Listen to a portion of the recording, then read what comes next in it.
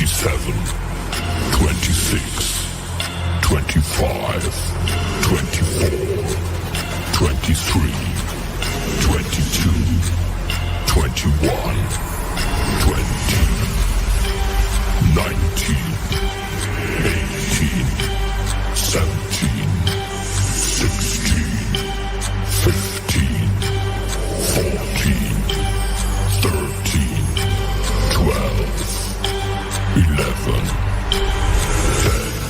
9, 8, 7, 6, 5, 4, 3, 2, 1, 0.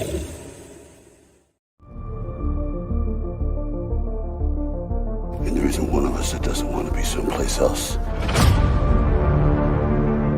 This is what we do. Who we are.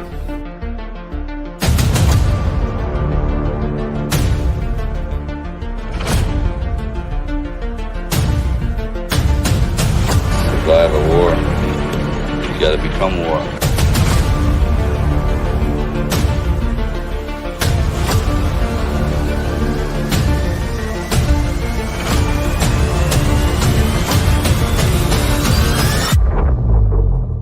Boom, and welcome to Rambo and Frens. Look, guys, this is a really special episode. I don't know if y'all are excited, but I'm really stoked. I cannot wait for what's about to go down today.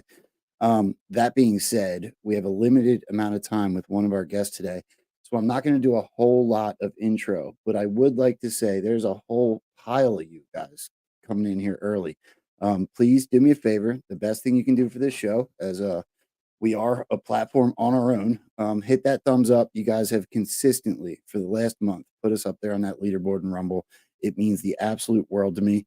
Let's try to continue that trend, especially today, because this show needs to be seen. I am going to let you know that like I said, I have only an hour. Me and Dave have an hour with Red Pill 78, aka Zack Payne, aka the damn it, I can't spit it out. I'm actually kind of nervous for this one, but it's going to be awesome. So Zach's going to hang out with us for the first half, and Dave is going to continue to do the second half of the show with us. So with that being said, let's bring on the boss to introduce these guys. I wouldn't miss a chance to talk to my friends. These are my friends.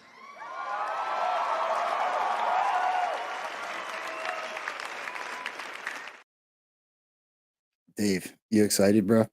I am. I've been watching this guy forever, so to be on the same screen is very cool. Guy works like an animal, so I'm really looking forward to this. Yeah, he's an absolute inspiration. It was probably the word I should use as a guy that's out here trying to stream himself, new to the whole streaming platforms and everything else. So I've been watching this dude for freaking years, since well before Muffingate. So with that being said, let's just bring the dude on. You guys are too kind. And Joe, I love the intro, by the way. That's freaking perfect. Absolutely love it. I got to give him a shout out. Do you know who made that? That was Anon. Oh, okay. I'm very familiar with his work, so that's really awesome.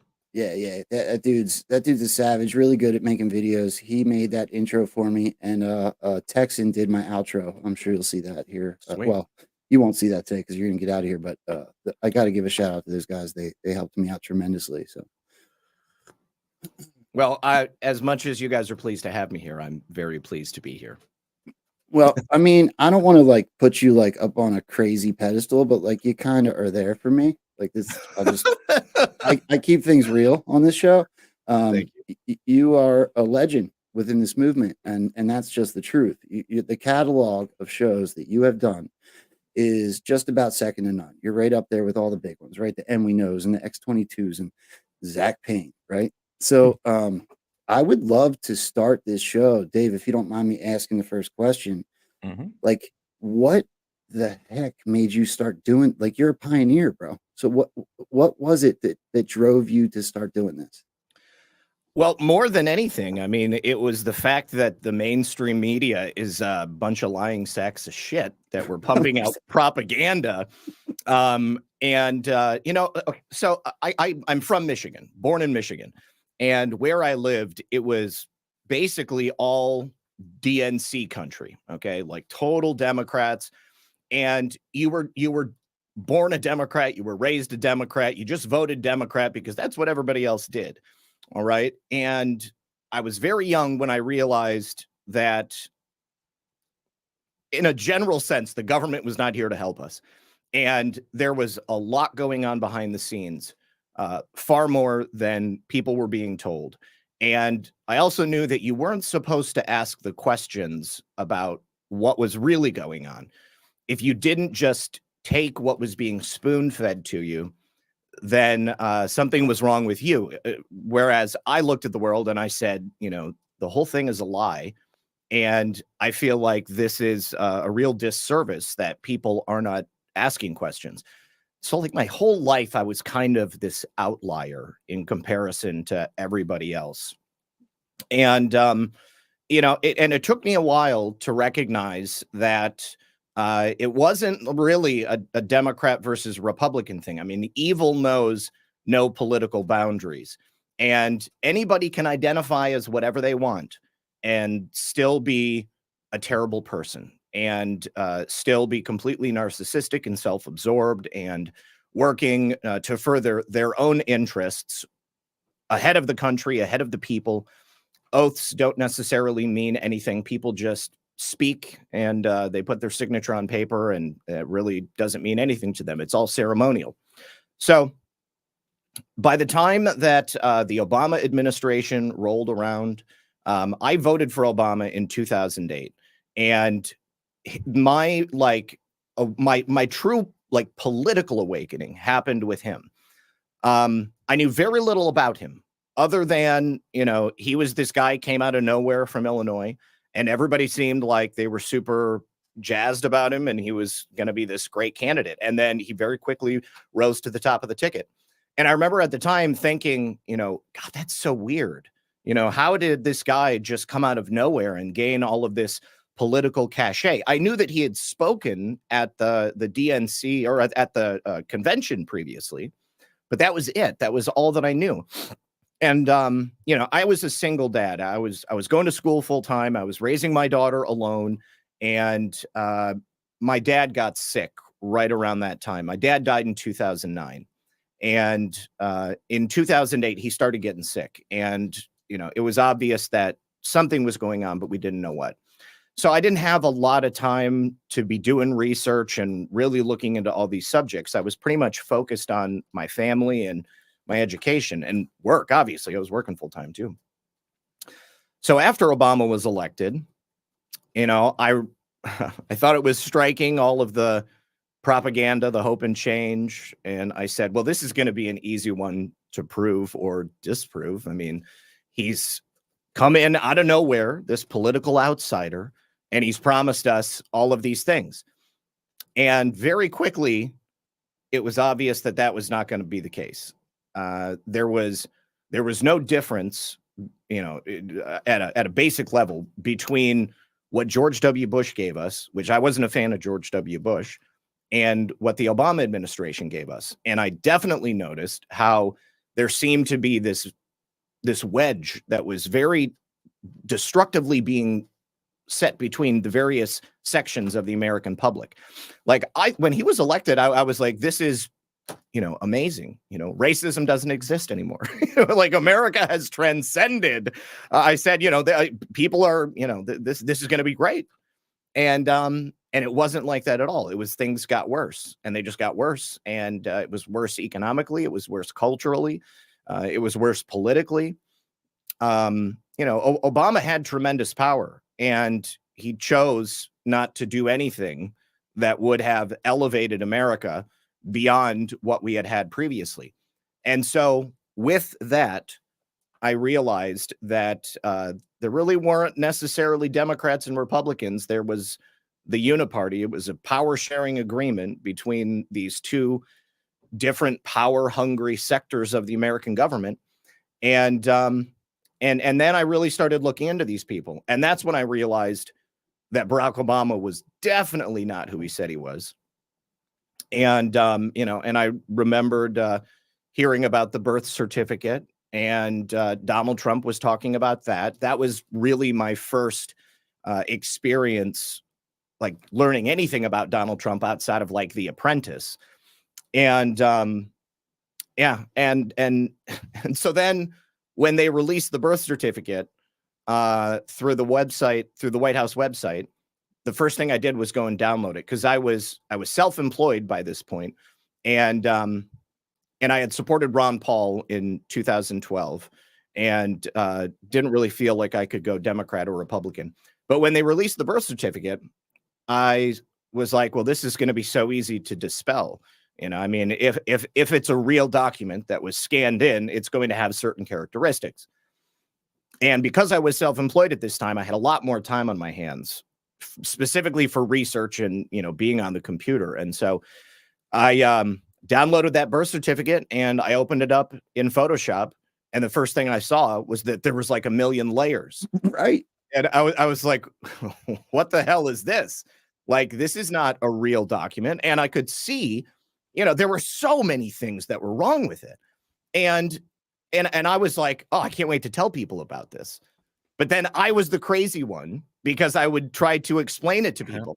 And I'm like, you know, even other like graphic designers and like people who used applications like this, I mean, it should have been self-evident, and people just closed their minds. They did not want to hear about it.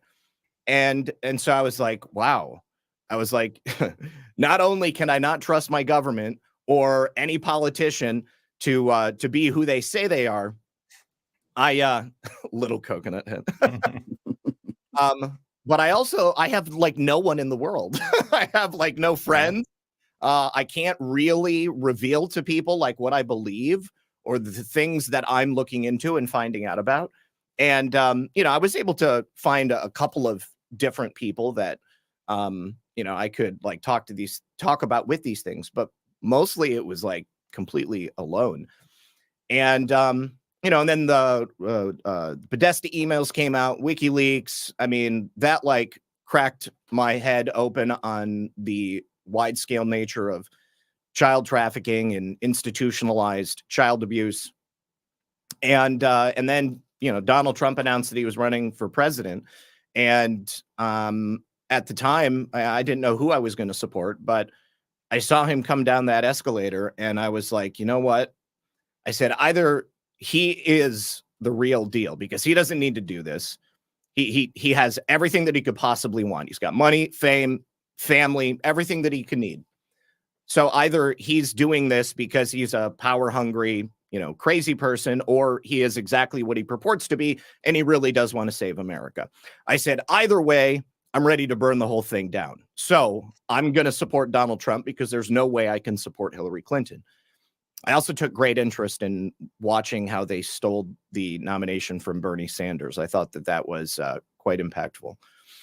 And so I really, really started paying attention at this point. And I was super excited about Donald Trump. And again, I couldn't like talk to anybody. I mean, nobody in my orbit was supporting Donald Trump.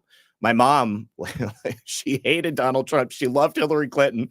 And it was like, I saw this emotional reaction that people would have.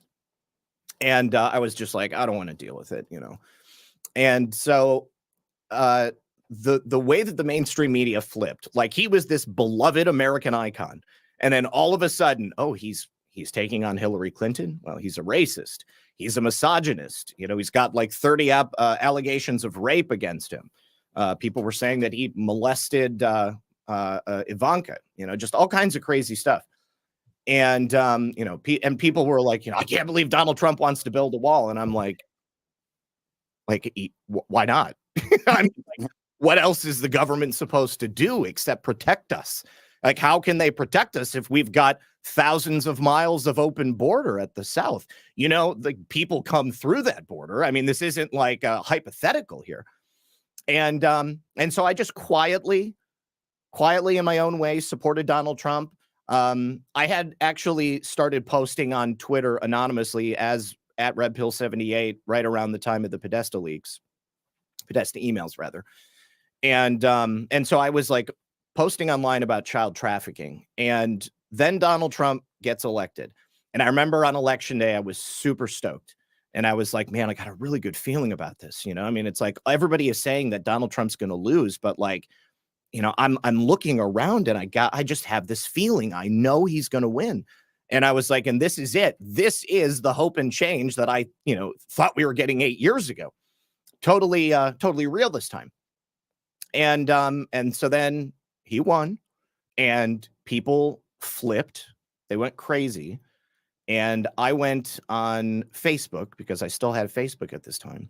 And I had already kind of pissed some people off because I had posted an NIH study about the efficacy of the MMR vaccine. And it basically said, I mean, it didn't basically, it explicitly said in the study that if you get the MMR vaccine, you still have like a 98% chance of developing measles. And, you know, there had been that outbreak at Disneyland. And so I was like, you know, I said, people are blaming anti-vaxxers, but like, look at this. Like here it is from the government, 98% chance of contracting measles, even if you get the shot. So why are you going to get the shot?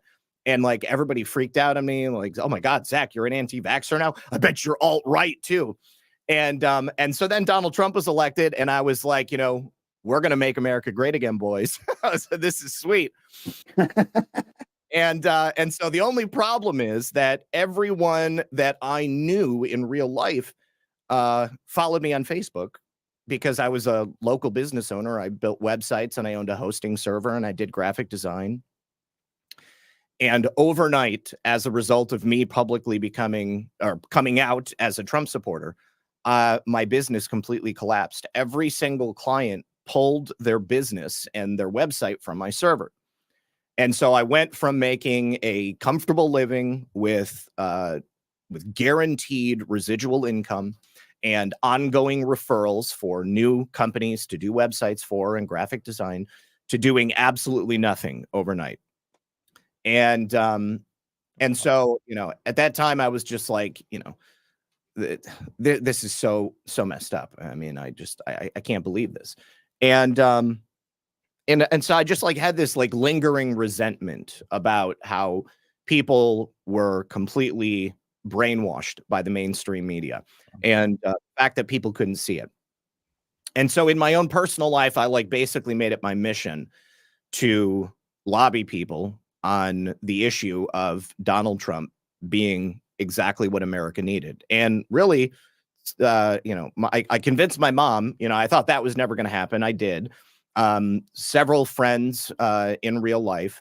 And, you know, in 2017, when Q started posting, I had already been like on the boards and looking at a variety of different like anonymous posters, you know, people posting things of, you know, varying authenticity, but a lot of fun. You know, I mean, like you go down a lot of rabbit holes and you're looking at, you know, all of these things. And, you know, I mean, I had a lot of time on my hands.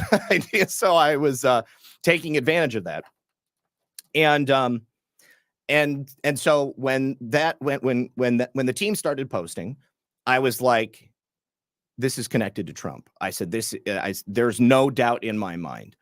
And I, you know, I was just like, this is absolutely incredible. And I said, you know, this to me looks like an operation designed to reach out to the American people and allow President Trump to say things that he can't say publicly and communicate in a way that otherwise he wouldn't be able to. And so I had a friend, Mike, SpaceShot76. He had a channel. And so I would send him decodes from the posts, and then he started putting them into his show. And he was like, you know what? Like, you should just start a channel, dude. He was like, you know, you could totally do this. And I was like, man, I don't know. I was nervous about talking to people. I knew this, Zach. I knew this, and I forgot all about it because I love Space Shot. Yeah, just like I love you. I forgot that I heard you say this before. Yeah. Go ahead. I'm sorry. I didn't mean to interrupt. Okay. It's okay. But like, I'm not really an extrovert. I'm not really like somebody who would naturally be talking in front of people. You know, I mean, I'm kind of quiet when I'm in a group, and you know, I mean, I need to have some intimacy to open up, you know? And so the idea of talking in front of all those people kind of freaked me out. And so basically, I quit drinking in January of 2018. And as soon as I got sober, I was like, I can do this. And so I resigned myself to figure out how to edit, how to make videos, how to stream. And so I like created the channel. I just used like my YouTube account that I had since like 2008. And I had to like figure out how to like, you know, make a channel name and like, you know, so anyways, because I had like private like videos of my kid on there and stuff. And so yeah, I mean, like really the reason I wanted to do the channel is because I wanted to be able to talk about the Q stuff and specifically Trump. But more than anything, I wanted to be like a counterweight to the mainstream media, because I knew so many people in my own life who were completely brainwashed. Like my sister wouldn't talk to me for years because I was a Trump supporter. And, you know, and having convinced my mom that Trump really was a good guy, that he really was saving children and saving America and making decisions that were in our best interest. He wasn't starting foreign wars. America was respected. The military was strong. Everything was on the upswing. I thought if I could have some measurable impact in relaying that information to anybody, that it would be a good thing. And so I did my first video, and like 1,000 people watched it. I was like, wow, that's amazing. And I was just like, you know, and people were very kind. They were like, oh yeah, great video. It's totally subbed. And then after that, you know, then Mike shared the channel, and I just, and people started subscribing. But I knew that there was gonna be a limited shelf life on YouTube. Like I said, the things that I want to discuss, like they hadn't really started suppressing people yet. There had been some purges related to like Elsa Gate and a couple of other scandals, but you know, this stuff hadn't really taken off. And so I knew that if I was going to get a foothold and like sneak past the algorithm, I was going to have consistency. I was going to have quality. And I was going to need to really throw myself all into it. And so for about 6 months, I was working full time from home and making videos and researching. So like I had 2 computers, my work computer and then my channel computer. And I was basically doing things like at the exact same time, like one hand on one keyboard, one hand on the other keyboard, and doing it all together. But yeah, I guess that's it. Dave, I want to let you go ahead. If you have a question, I got 20, so please.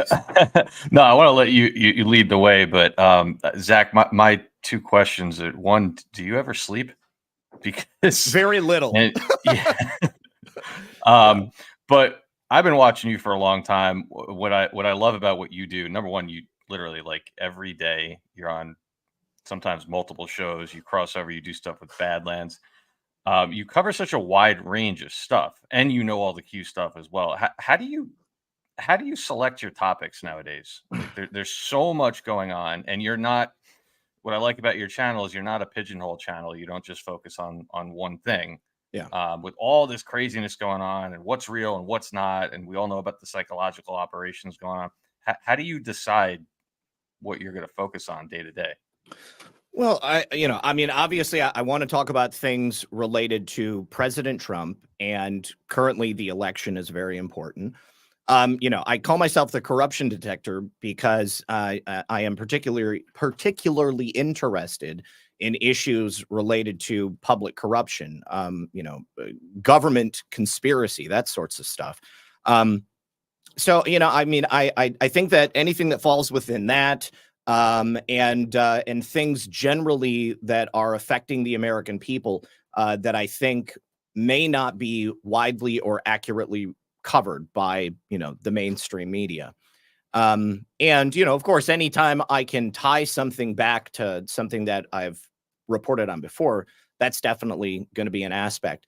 But, I saw myself really, because I didn't want to be pigeonholed. I did not want to be the guy that covered one thing. Because I have a lot of interests. I'm kind of a polymath with, the things that I'm interested in, the things that I do in my personal life. So I wanted to be able to have a wide variety of subjects that I covered. Like the first real red pill for me was the JFK assassination when I was like 8 years old. Okay. And that leads to different things.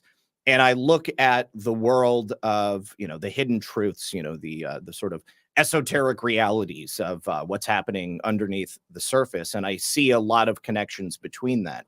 And also I think that by and large, I think that people want to put things into neat boxes.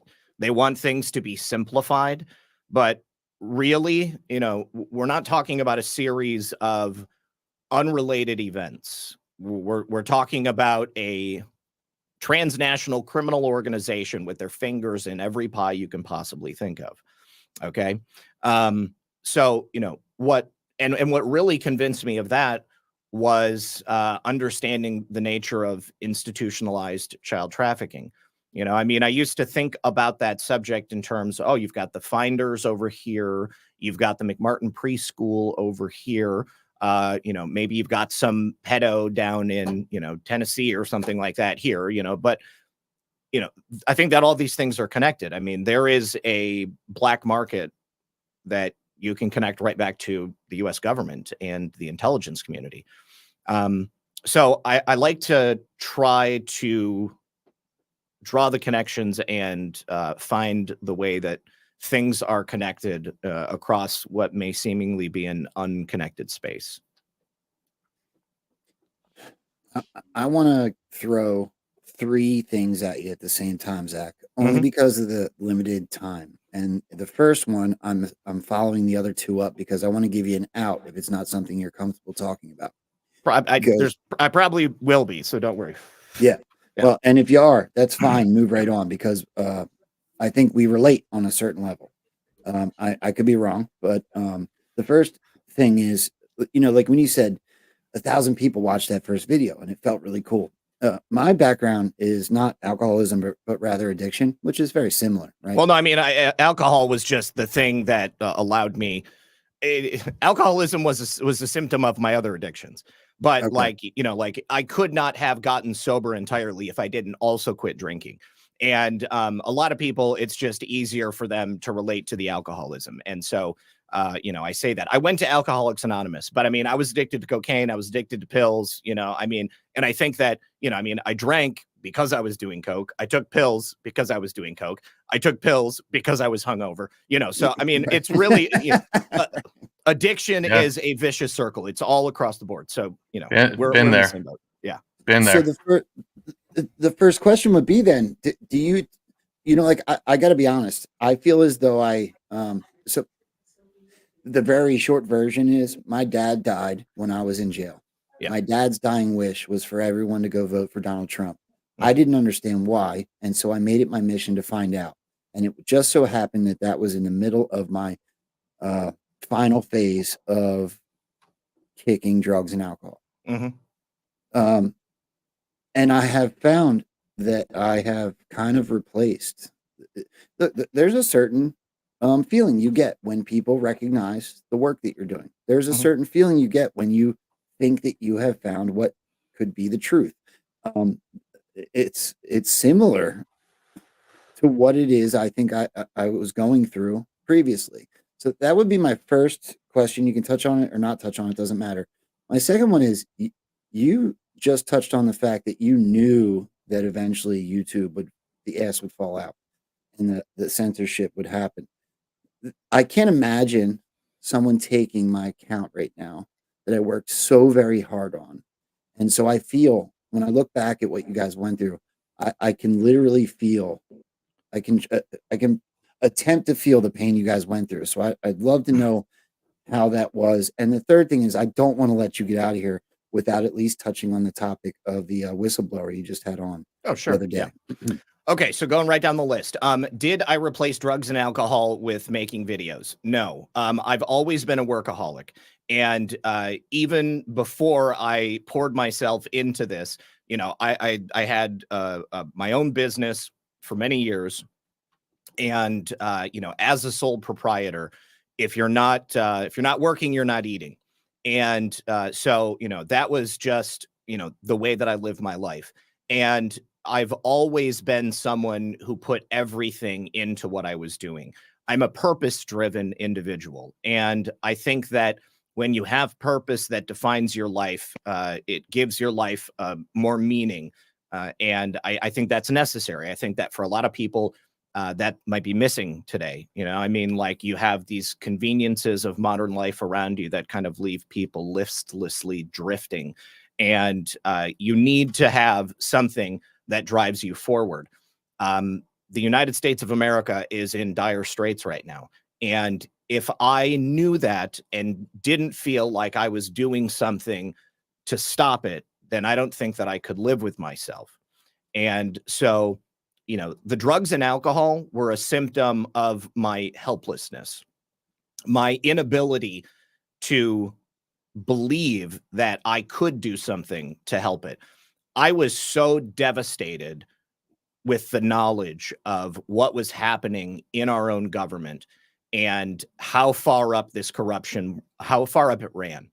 It made me feel like everything was lost, that there was nothing that I could do to help in any measurable way. And the only way that I could face the day was to numb myself. So that's really why that happened, and of course everybody has trauma. I mean, I had, fucked up shit happen to me when I was a kid, I mean, just everybody does, but not everybody goes out and, seeks drugs and alcohol, but that was an easy escape for me. And as time went on, that becomes like a self-perpetuating cycle. You feel like shit, so you use, but then you feel like shit because you've used, so you use again. And you just keep going and you can't stop. And before you know it, you recognize that your life's out of control. And, you don't know what to do. You don't want people to know because you're ashamed. So then you use because you're ashamed. And then you just got to continue on with this vicious cycle. I wouldn't say that, when I saw that people had watched the video, it wasn't that like I got like a shot of endorphins and I was like, I want more of this. It was like, I can't believe that people would want to hear what I have to say. Like, there were already so many other voices out there. I was like, I was stunned to imagine that, what I might have to say would be of value to anybody else, because I felt valueless. I felt that my life had become such a mess, and I was depressed. I was ashamed, and I needed to find a purpose in life so that I felt like I wasn't just being ushered through this world that was completely broken. Like, I wanted to do something to help out. And more than anything, I saw Donald Trump as the conduit to coalesce America around a movement that could save this country. And so I saw that as my means to move forward with that. And even if Donald Trump wasn't here, I still would feel that way, because I think that, Donald Trump is the spark that allows America to move forward into something better, to recreate what we perhaps had, even if for the briefest time, so many years ago. And we've got a lot of BS to overcome. And I think that it is possible. But yes. Okay. I'm sorry. What was the second question? The second question was about the loss of a platform. It was about yes. when they took everybody down. Yes. The loss. Yeah, that was devastating. Definitely. Because I worked really, really hard, and they like demonetized me in March of 2020. And when that happened, it significantly reduced my ability to reach people, because, at that point, YouTube has no incentive to like allow your videos to get out. And, they had already decided, like, you're not the one. We're not going to let this go on much longer. And so I was prepared for that. And so I had started getting alternative options available so that, you know, if and when the worst happened, I would be able to seamlessly transition. And they deleted my Twitter shortly after deleting my YouTube. YouTube was October 15th, 2020. Twitter was about a week and a half later, I want to say. And so there was a brief time there where I could tell everybody, hey, I'm going to be on these other platforms. And, you know, Twitch was one initially for streaming. D Live was another. CloutHub, Rumble, but they didn't have streaming yet. BitChute, obviously, I had like my entire catalog almost on BitChute from the very beginning because, you know, that was the largest and most widely used alternative platform for archiving videos that I had identified, you know, back then. And yeah, so I was prepared for it. What was more devastating than anything else is that my cat Simone died on the 14th, and then they deleted me at like noon on the 15th, and so that was like a double gut punch. And you know, honestly, losing Simone hurt worse than anything else. But you know, losing my channel immediately thereafter just really amplified all of the emotions. But I had an in-person event on the 15th in Ohio with my buddy, J.R. Majewski. And I did not want to do it. Like, I just wanted to crawl into a hole. And I'm really glad that I didn't. I'm really glad that I drove down there and did the event, because there were a bunch of people there who watched the channel, and they showed up, you know, to hang out with us and support JR and support the channel, and you know, being able to interact with everybody in real life. It really did help a lot. So yes, when you put a lot of hard work into something and then it's stripped away from you, it definitely sucks. But it wasn't the first time in life that it had happened to me. I have been forced to reinvent myself on a number of different occasions. And, you know, having come through the eye of the needle in regards to sobriety, and, you know, having to start from scratch on so many occasions, I mean, I pretty much know that I could do anything at this point. Like, I'm fairly confident that no matter what, I can recover from any number of terrible things. Yeah, that's amazing. Dave, do you want to go ahead? We still have some time. So you want to have a question for him? I mean, I would just echo what you're saying, because I think your whole story is so similar to so many of us that mine is the same. I never imagined doing this, and it's just something you just said resonating with me before. I just want to get to Rambo's question next, but yeah, I think what you just said is so prolific. You know, you're forced to reinvent yourself. I've reinvented myself a number of times, but this last go around, without going into my whole story, which is similar in nature, I think was the first time where it wasn't done on my terms. Right? You know, where I've been in a bunch of different businesses and stuff, but that was me saying, and I think what you just said is really, really connected a lot of dots. Like, wow, that's where the struggles come from, is being, there's a difference between doing it on your terms and on somebody else's. But I'm glad Rambo asked that question, because I think a lot of people who are newer to this, especially, you know, on platforms like this that we haven't been around as long, don't realize that there are people like yourself that built these big followings, these big platforms, worked their asses off, and then had it all taken away, and all you guys just said, all right, dust it off, stand up and do it, and now you're doing it again. So I just want to say kudos to you, man. I love the work that you do. But Rambo, go on to the next question, man. Appreciate it. I would even make that hat tip even a little bit more severe, because not everyone continued. Well, true. Not everyone that I followed is still doing it. I mean, there's literally legends like Joe M that walked away. Some of us know where you can like see some of his jokes, but like Joe M is no longer the Joe M that was literally massively impactful to this movement, right? And it's not just him. I'm calling him out as a legend, but there's many that walked away. I could run a list, but good point.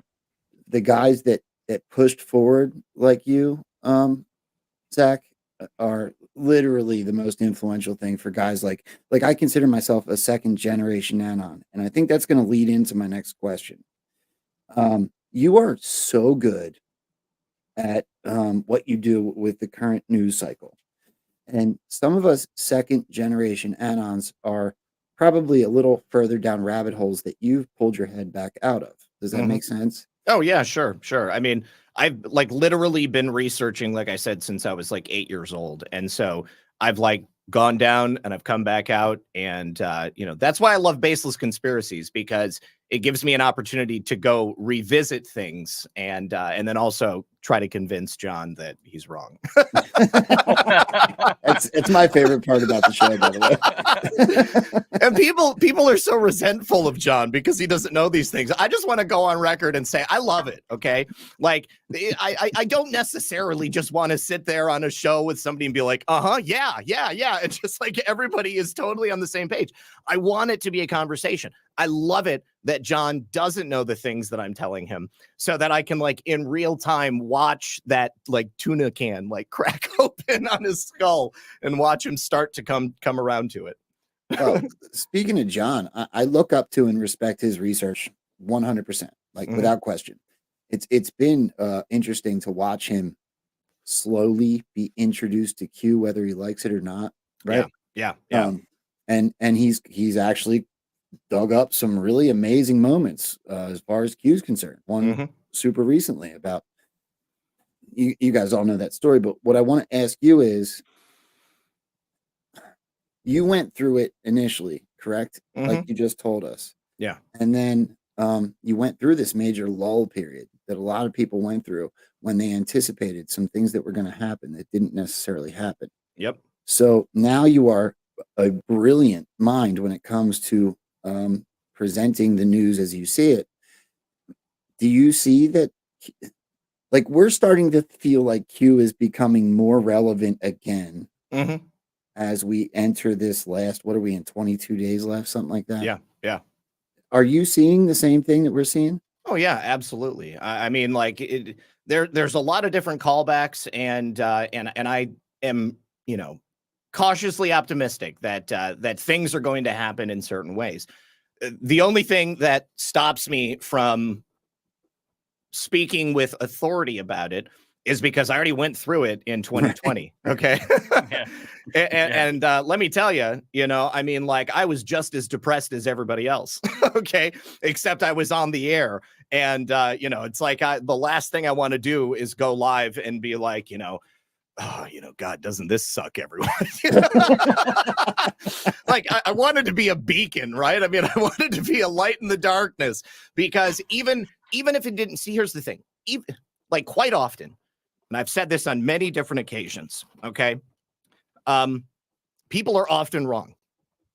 People often want things to happen in the way that they want them to happen. But the truth is, like, none of y'all control any of it, okay? This is all God's plan. And whoever is involved here on earth, they are operating on God's time. They are a conduit for his power. And I think that there are a lot of things that are happening that we may never even know about. I mean, like, what are we talking about? We're talking about, like covert military operations. I mean, like, when does that stuff get revealed? 30, 40, 50 years in the future, when something finally gets declassified? Maybe it will be different this time. Okay. And maybe there will be some, mass revelation with a direct communication about things that we've talked about over the last 8 years. But, I don't know if it will. And, I mean, for me, I have gone over all of those posts on so many different occasions. And, it's like, I don't feel the need to like sit there and continue to read them again. And I don't fault anybody who does, believe me.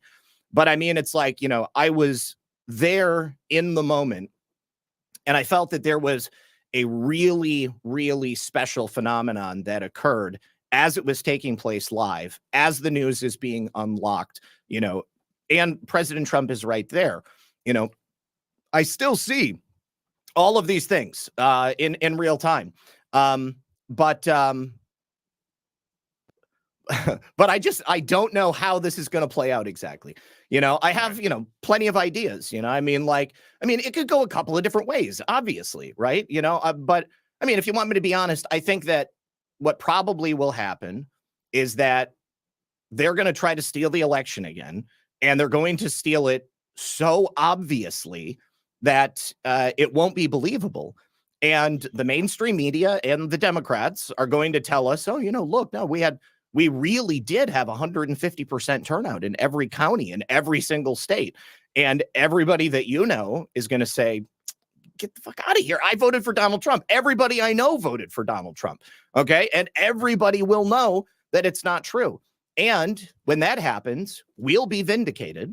Okay. Because it's exactly what they did back in 2020. All of the new people who support Donald Trump are going to say, well, geez, oh, Pete, these people weren't crazy. These election deniers, okay, like that's actually what happened. Now we can see it. It's going to be a massive red pill. It's going to be a huge awakening moment. And the circumstances that led to the 2020 election and the steal that took place, they don't exist in this current age. I think that there was a moment where Congress may not have certified the election, okay, and forced some type of investigation back in 2020. January 6th completely derailed that entire thing. And anybody who was going to support that walked away, and the election was certified, and there was the transition of power in whatever way it happened, whether it was devolved or either way. I still think that, all of these things that may be ceremonial, that perhaps don't have taken place, but may not have been legal in the sense that they have been in years past. The perception is important because, again, they can't just be like, guess what? We handed the government off to some other people and Joe Biden's not really your president. They're not going to say that because so many people out there, they're not even going to understand it. They're going to be like, what are you talking about?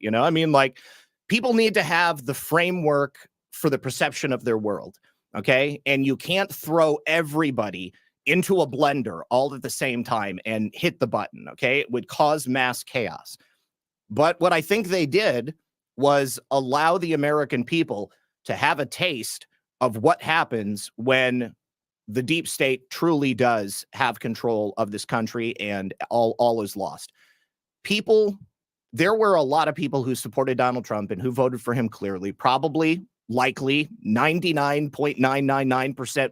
Those people voted for Donald Trump in 2020. But people were not convinced necessarily of the fraud and how evil these people were. The last 4 years has allowed people to come to that realization on their own without us having to cram it down their throats, because we did a lot of work during the Trump years. Okay, we did a lot of work trying to explain things to people. You can lead a horse to water, but you can't make him drink. You can show people the truth, but it doesn't mean that they're going to believe it. Now, I think more people than ever understand the truth, or at least have scratched the surface on it and get that something is terribly wrong.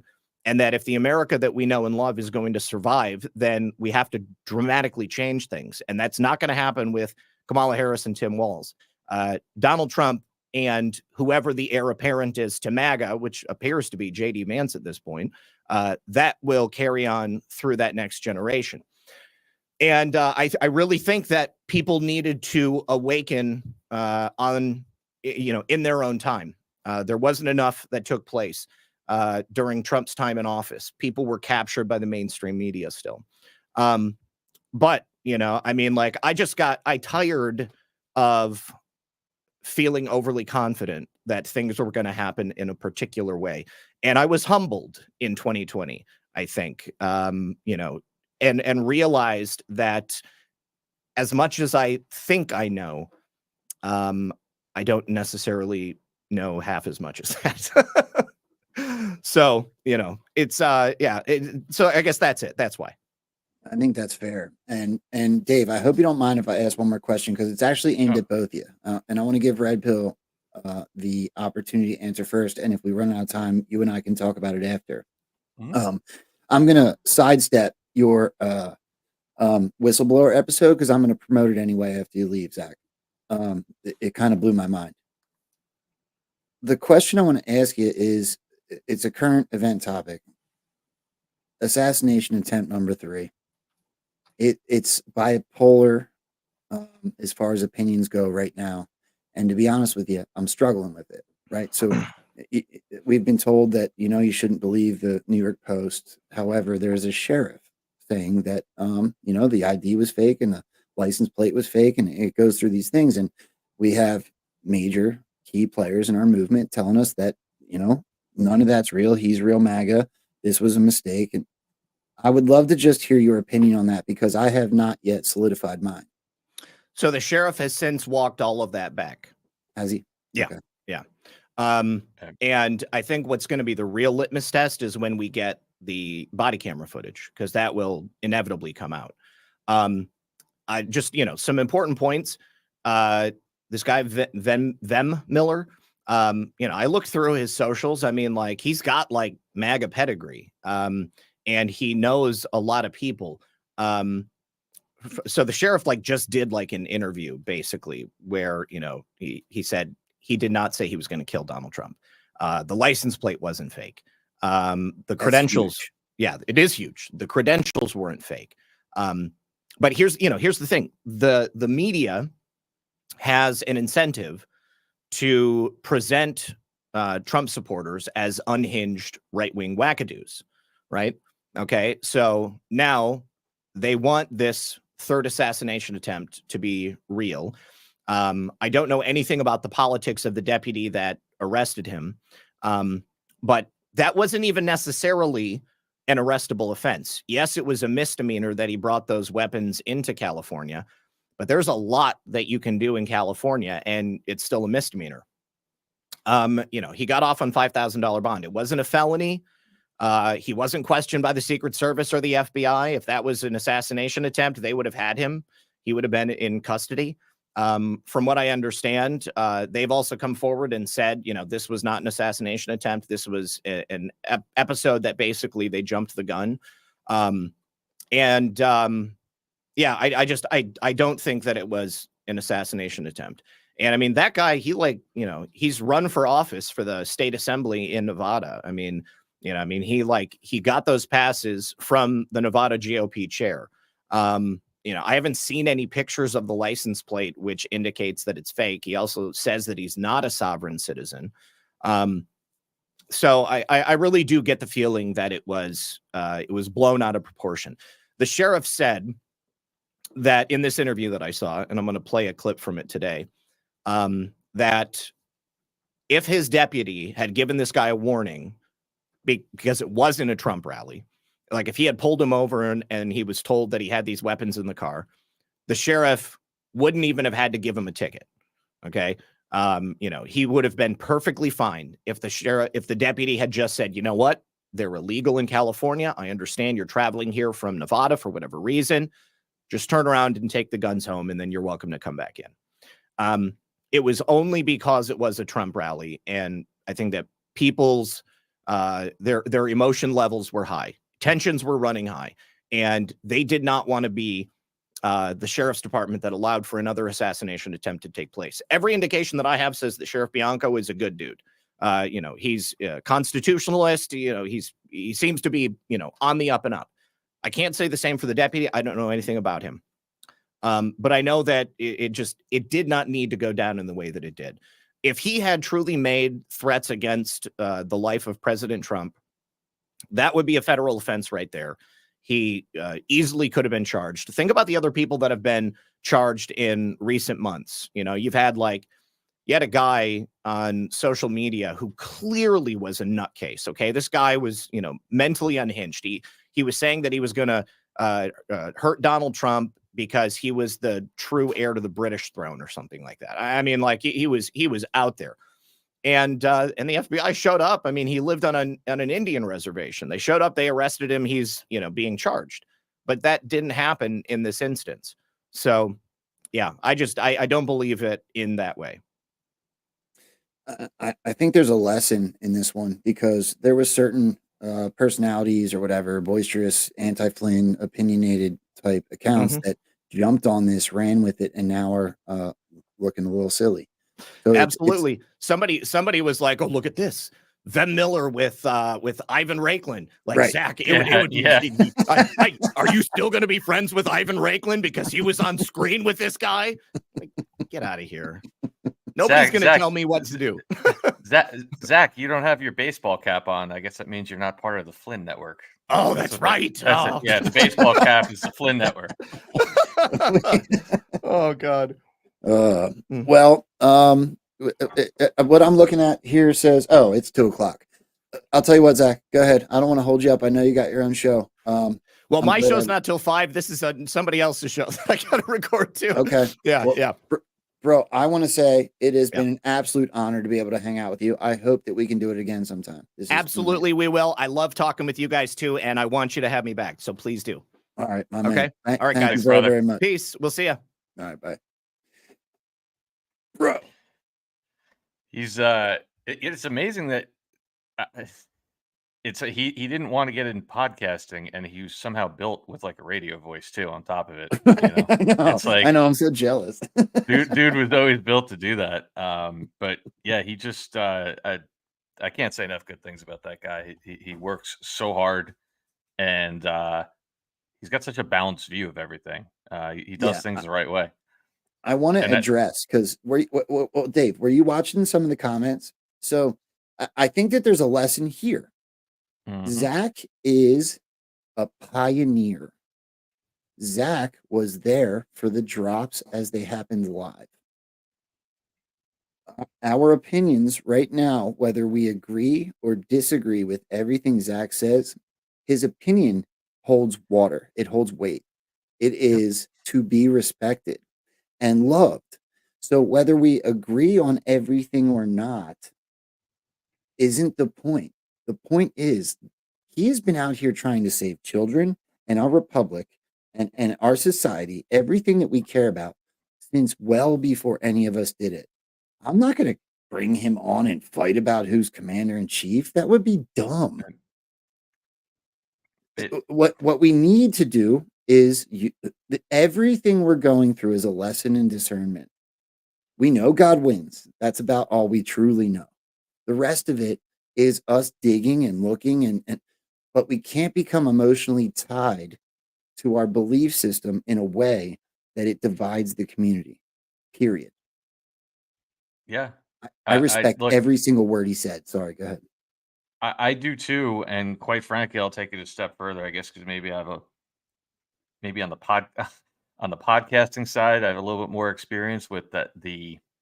Look, we don't run cults here, like straight up. I'm just gonna say it, like Joe, me, Mark, we don't run a cult, and I say that because it seems like every time somebody who maybe is in Q world does a podcast and there's somebody on that approaches it from a different angle.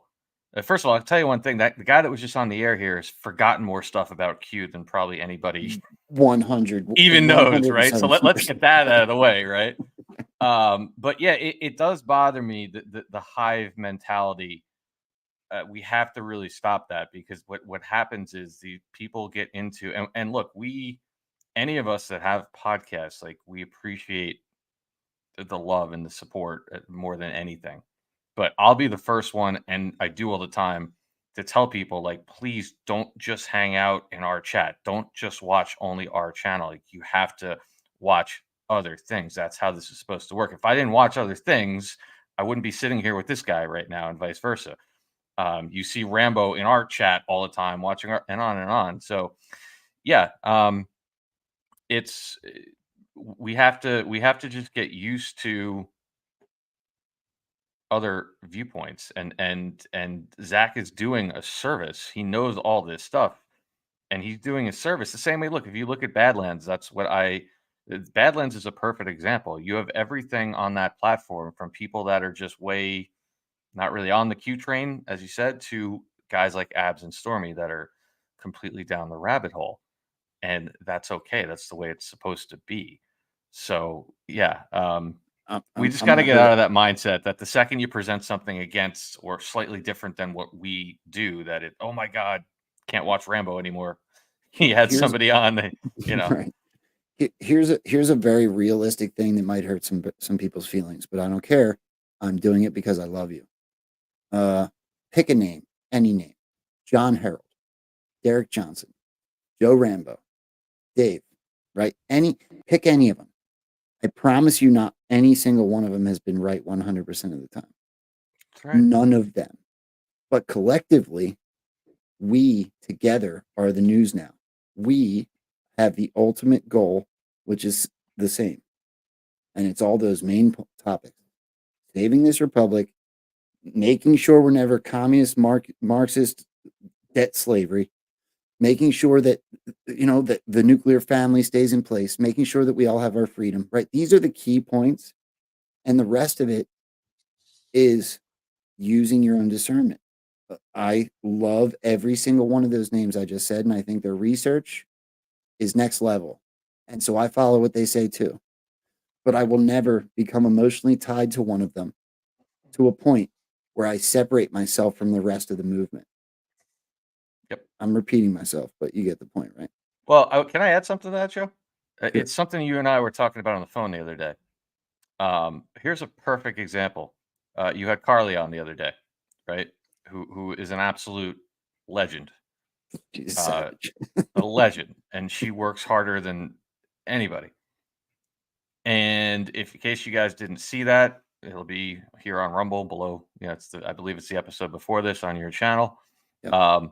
But she is somebody, for those of you that don't know, she literally is she screen caps probably 90% of the video clips you guys see of like the mainstream media circulating come from her. She's got 3 devices going right now. Yeah. Right. So she's somebody who doesn't dive into, a lot of the stuff that we do with the total media control. And you brought up something like a question about Trump and body doubles. And she said, I don't really think so. Now, you could choose to react like, well, why is this person on the air? Because she doesn't believe all the same stuff as Rambo. Or you could understand that without her work, then our movement doesn't happen. Right. So she's sitting there all day in the trenches capping stuff that we then get to go to her channel and look and get a quick synopsis of what's happening. And we can take those clips and bring them on and give our commentary in light of what we do. So the example I used for you yesterday, it's like, somebody that's operating a machine gun, you need the other people that are bringing the munitions up, or otherwise neither one of them work. And one is not more important than the other. So, even what Zach's doing right now, you go and you watch his stuff, he's analyzing all the real current news that's going on. And if you don't have that information there, well, then that aspect of it doesn't work, because we might see something in what he's doing that we can pull out in the context of what we think in continuity of government. So it's all equally important, all of it. Yeah, I mean, let me get something straight. I think I'm right. Right. So the things I talk about, I think I'm right. Otherwise, I wouldn't be telling you what I believe to be the truth. That's the truth. I wouldn't say the things I say if I didn't believe them to be true. However, I respect and love everyone else in this movement that's worked just as hard, if not harder. And every single one of us, the drops straight up told us no person is above another. It's about unity, right? Hold on, Dave. Before we go in that direction, I've been dying to say thank you this whole show, because somebody, K-Balls, gifted $25 Rumble Rant before we even started. And I was so nervous to bring Zach on that I forgot to say thank you. So K-Bales, I said K-Balls, K-Bales with the $25 Rumble Rant. Thanks for all that you do. And then Peggy Welcher with a $25 Rumble Rant. Just said respect. Thank you very, very much. And while we're doing that, I see that you guys have already loaded up on it. I would think that this show is going to make there's another one. $50 Rumble Rant. Just want to say you all are fantastic, from S4956S. Thank you very, very much. You guys have no idea what that means to me when you support the show. And I am going to play some of the supporters here shortly of the show. Zach is absolutely an OG, and on Debbie. Thank you all for the support. I am. Is this something that's imperative right this second, or can we take just a minute, Dave? Okay. All right. Tomorrow we're having Patrick Gunnels on, and Patrick sent me a video. So I made a mistake, right? Ever since Patrick came on and he promoted tulipblooms.shop, I forgot to tell everyone to use promo code Rambo. So I was looking at it yesterday and I'm like, why is it no one buying anything? Like typically this, like our crew's super active. They get involved. And I'm like, oh my gosh, he sent me the commercial. I'm like, I didn't tell anybody to use promo code Rambo. So for anybody that went over that supported them, I'm not upset at all. Please support American owned and operated. Support whenever you see good products like that. But here's the commercial real quick that Patrick sent me, which reminded me that I'm an idiot. Right? At Tulip Blooms, we believe in more than just skincare. We believe in freedom. We believe in natural products made by Americans, for Americans, using nature's finest ingredients to help you feel your best. Each Tulip Blooms product is carefully crafted with pure organic ingredients. No chemicals, no compromises, just clean, natural skincare you can trust. We know what matters to you: freedom, family, and a healthy way of life. That's why every purchase at tulipblooms.shop supports American jobs and a brand that values your freedom. Join the movement. Support a company that believes what you believe in. Visit tulipblooms.shop today. Tulip Blooms, natural skincare for patriots. Promo code Rambo for 10% off. He said it extra loud so you don't miss it this time. No, I feel bad because I sent people over there and didn't realize you even get 10% off to support this show. And he also does epicminerals.net. So I didn't stop promoting epicminerals.net. It's another avenue. The products over there are a little bit less feminine, but I have all of those too. Rainfall, you can get on either one of those websites. So epicminerals.net or tulipblooms.shop. Promo code Rambo. Can I tell you just a quick funny story that I see in the chat here? There's somebody here, Quinny63. She just dropped you a $17 Rumble rant. And but what's funny about her, she's a restaurant owner, and she had called into our show the other day, and she's opening another place. It's called Pub Q. And she kept saying, well, people keep asking me, what does that mean? Pub Q. I said, for right now, just look at them and say, you'll find out.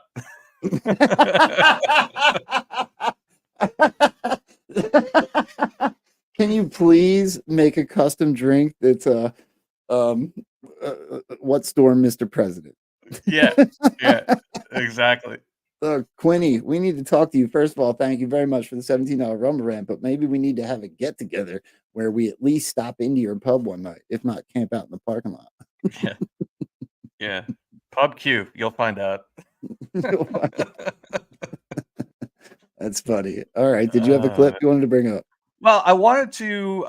What direction do you want to go in? I wanted to address the third quote unquote assassination attempt because I find, as usual, you and I think alike. I find this whole string of events interesting. So look, everything that Zack said, excuse me. Think about that, the narrative, the way he so eloquently laid it out. And like, what do all these stories all have in common? Like, nothing makes any effing sense, right? There's simply, there is no continuity to any story, almost any story that we're getting right now. And, you know, for me, anytime I see something like that just screams, it screams psyop. It does. So here's what I found interesting. Well, who was the arresting party, as Zack said, the arresting authority was the Riverside County Sheriff's Department, right? Yep. They are the arresting authority. They were at the center of this story. They arrested him. Then they said he did come out yesterday and say, and he walked it back. Sheriff Chad Bianco. So a side note, well, let me tell you this after. So Sheriff Chad Bianco is the the Riverside County Sheriff. He is 100% a constitutionalist. He's been outspoken for a number of years, calling out Newsom, calling out the border. Like, he is one of us. And the reason I'm about to say what I want to say is because I think it's going to connect to this. I told you this on Saturday.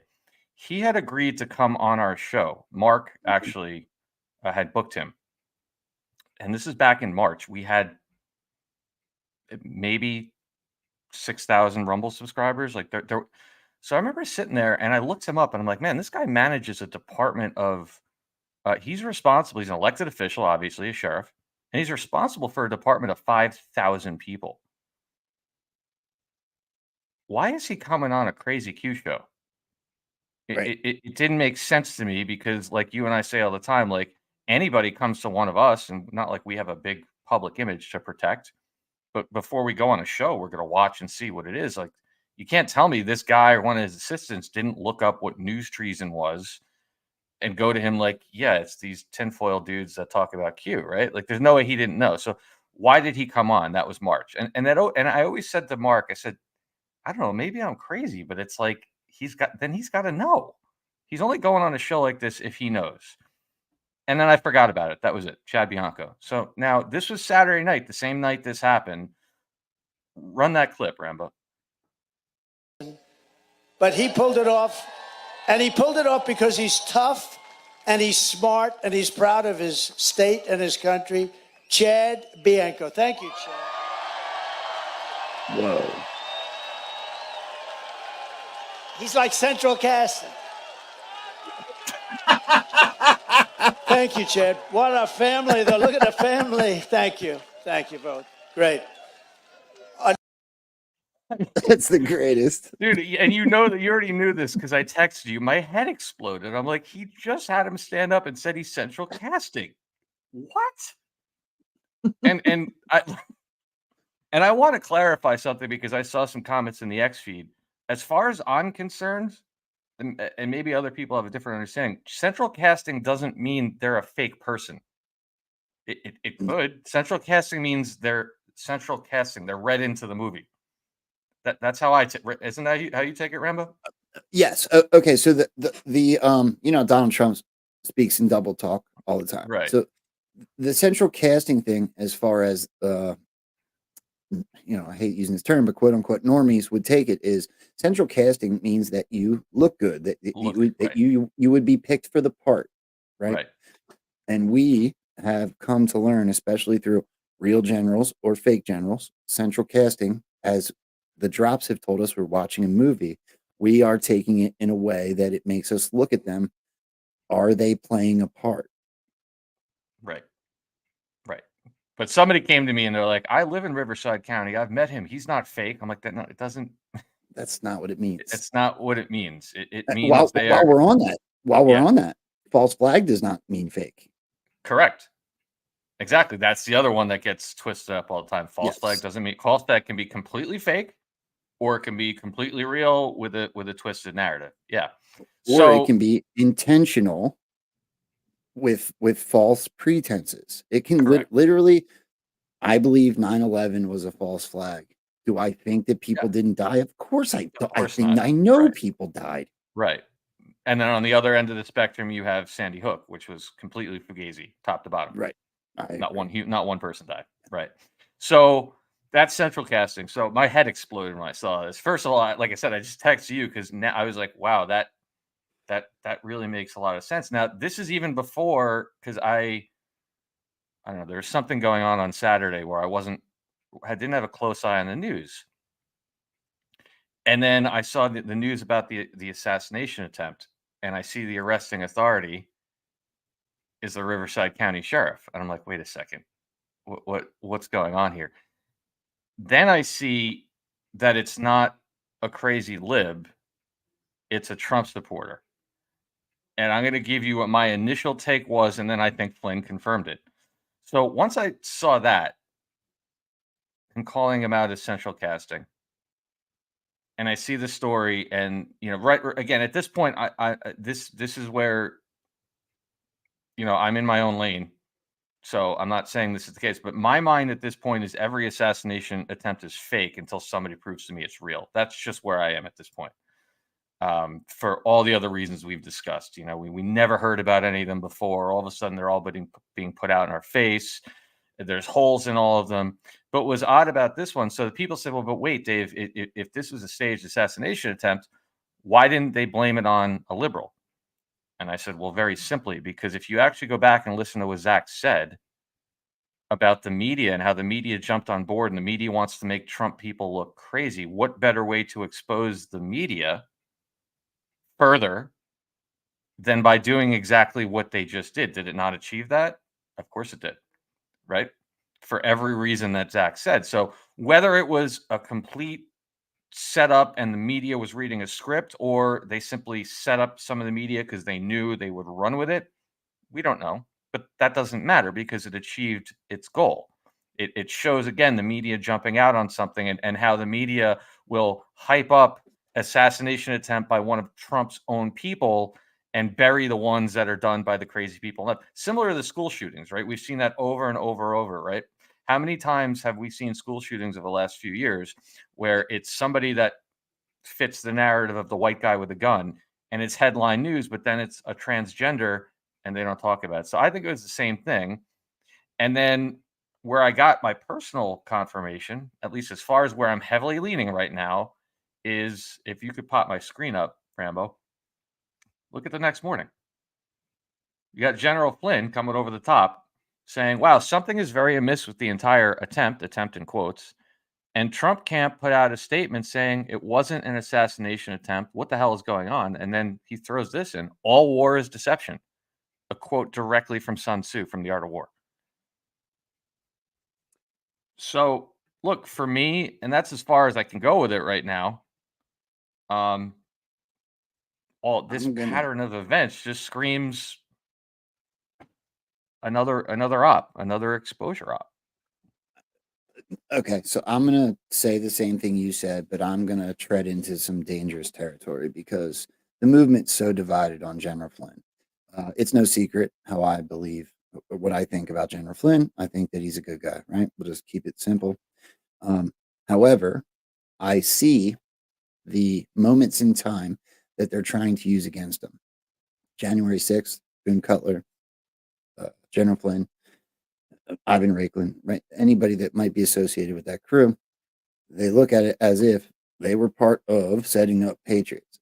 In which case, I will tell you that I have never even included General Flynn or any of those people in my conversation when I talk about January 6th, but I believe that it was a setup. It was a cover so that we could install Joe Biden and go through this people must be shown, not told process. So if you look at it, mirror what the ones that are hating on this group of people are saying, maybe, just maybe, these people are part of the PSYOP in a good way, right? I believe the Patriots are in control. Let's just get that out of the way. So now take a look at this current situation. This dude comes out on video in a car with Ivan Raiklin. General Flynn goes right to bat for him. Flynn Jr. goes right to bat for him. It looks to me as if, I don't want to say their names, but I know specifically one show that does what I was talking about that jumped all over this yesterday, and now they have pie all over their face. Yep. There was a few of them yesterday. Yeah, I know I'm thinking of one specifically. Yeah. And now they look like idiots. Well, how am I not to think that you just got set up and made to look like an idiot on purpose? They just played you. They just completely played you, and now you look like an asshat. Yep. And I think it's hysterical. So luckily I was at work. I didn't jump on this. I didn't go posting it. I didn't do anything because something just didn't seem right. It all came out at the same time. So you could have grasped onto either side and ran with it. When something like that happens, I take a step back and think for a minute. I watch who's saying what, because just that alone will give you some direction on what the truth is. And man, did that ever prove true yesterday? Especially, I didn't even know. I worked all night last night. I haven't been asleep yet, bro. I did a show yesterday. I was on Call Sign Cujo's show. By the way, hat tip to Call Sign Cujo. If you guys want to see me cry, please go over to his platform. I cried on a show yesterday like a little bitch. I told my whole story like I did with you, Dave, but he gave me a lot more time. It was more, the whole show was about it, really.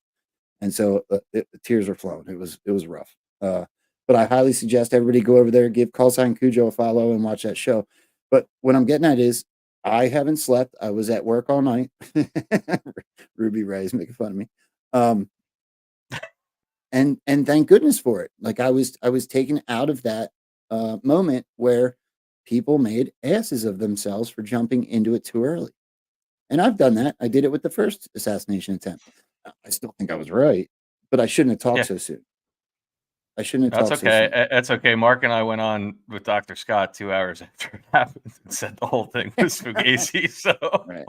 and that's cemented in time. And you know what? I think I'm right about that too. So, dude, that's a great point too. About I didn't even think about it from that aspect, that they expose a lot of those people too. I Yes, don't, they I did. don't want to spend too much time on Flynn, but I just posted something the other day because I don't know, make it make sense. There was Eric Trump posted a picture the other day. There was a giant one of those, Trump boat parades down in Florida, and there's Eric Trump posting a picture. He's not only there with Flynn; they're on the same boat together. Like, can somebody make it make sense? I mean, we're going to be you and I will both be in North Carolina with a lot of great people this weekend I know. I can't at wait. Reawaken. I can't wait. It's going to be a lot of fun. It is. And Flynn will be there, and I believe Eric Trump will be there, or they have it. Like, make it make sense.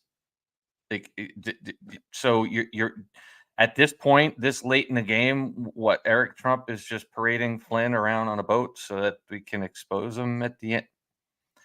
I don't know, man. It's just there's Yeah, but plenty of Don stuff people Jr. can argue about. But Don Jr. said it was the third. What these people don't realize is we're watching some of the most intricate military operations the world and country has ever seen. These people, it's what they do. So if what we're watching is what we believe it is, if there is a show aspect, if there is a cover story, a military operation, then what makes you think some of the strongest players in the game wouldn't be helping that along? Right. Exposing, if it's an exposure op and you do something to feed into what it is they're propagating, and that in turn makes them look like asshats, how can you not connect the dots? That they potentially did it to you on purpose. Yeah.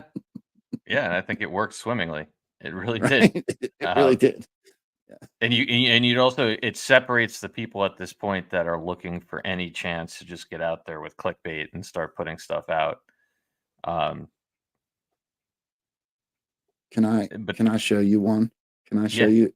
you posted, I don't know, did you get up just like when you started texting me this morning? No, probably no, before that.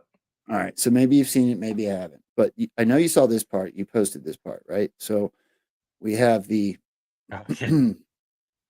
we have literally John Fetterman posting after hanging out with our next president, meaning Kamala, right? He took my best girl out for an amazing Erie Bayfront restaurant, Oliver's, for our 17th anniversary of the day where we first met. Okay. All right. That's cute and all. I noticed this right away. 104. All right. Now, people were already on it before me, though. 104. Donald Trump posts about blame it on Harris, right? Well, what's DC Lidstone? Big hat tip. Shout out to my boy. Now it's time to pray. We are operational. God bless the United States of America. 104. So let's recap. John Fetterman posts about 17, showing his tattoo says 104. Donald Trump makes a post with the timestamp 104.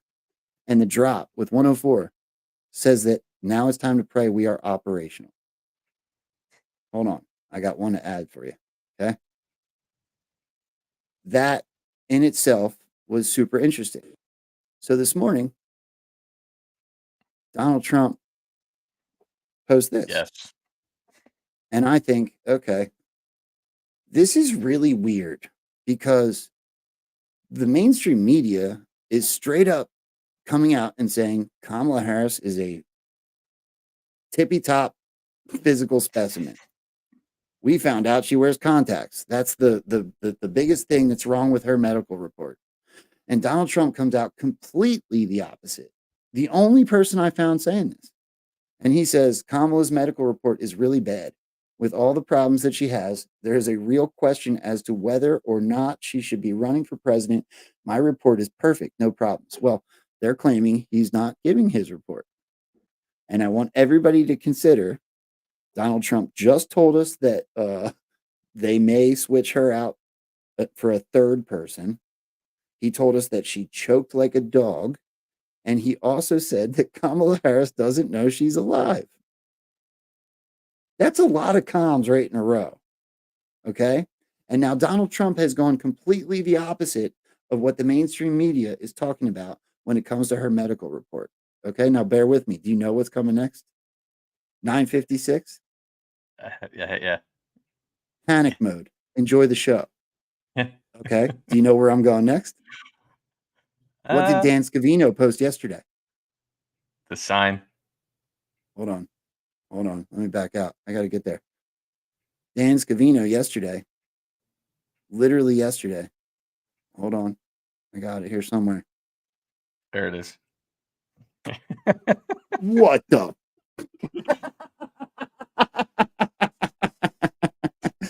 Come on. How many coincidences before mathematically impossible? So Dan Scavino, Donald Trump's right-hand man, posts panic over the Brett Baer post that Kamala Harris has committed to an interview on Wednesday night with Fox News. Now, she said no to a debate at Fox because she didn't want to do Fox with Donald Trump. And then she attacked Trump and said he doesn't want to do another debate. He doesn't want to do another debate. And Dan Scavino posts panic. And then Donald Trump's freaking timestamp, which goes completely the opposite of all of mainstream, attaches to panic mode. Enjoy the show. Q. Come on. Oh my God, dude. Hold on. Let me say, Layla's Nana, I saw you. You posted a $20 Rumble rant. She said, thanks. Thank you very, very much. Quinny, 63 with a $17 Rumble rant. Will for sure. The drink is going to be epic. I have Badlands parties, 150 people. Let's combine. We are the storm. Heck yeah, Quinny. I am coming to the Q Pub. So you ready for this one? Yeah, hold on. Let me finish. There's a couple more. I'm sorry. You're good. Sorry about that. EFOGGHB with a $20 Rumble rant. Appreciate the hard work. And I think we are caught up now. All right, go ahead. So I had a couple of people send this to me, and somebody in the chat just got it as well. Because somebody commented on an X last night. They're like, well, what do you mean? That's just a coincidence. That's their anniversary. I'm talking about Fetterman. And Yep. KDD912 also just got it in the chat. Can you give me my screen? Look at this. What's 2024 minus 2008? It's not even 17. 16 years.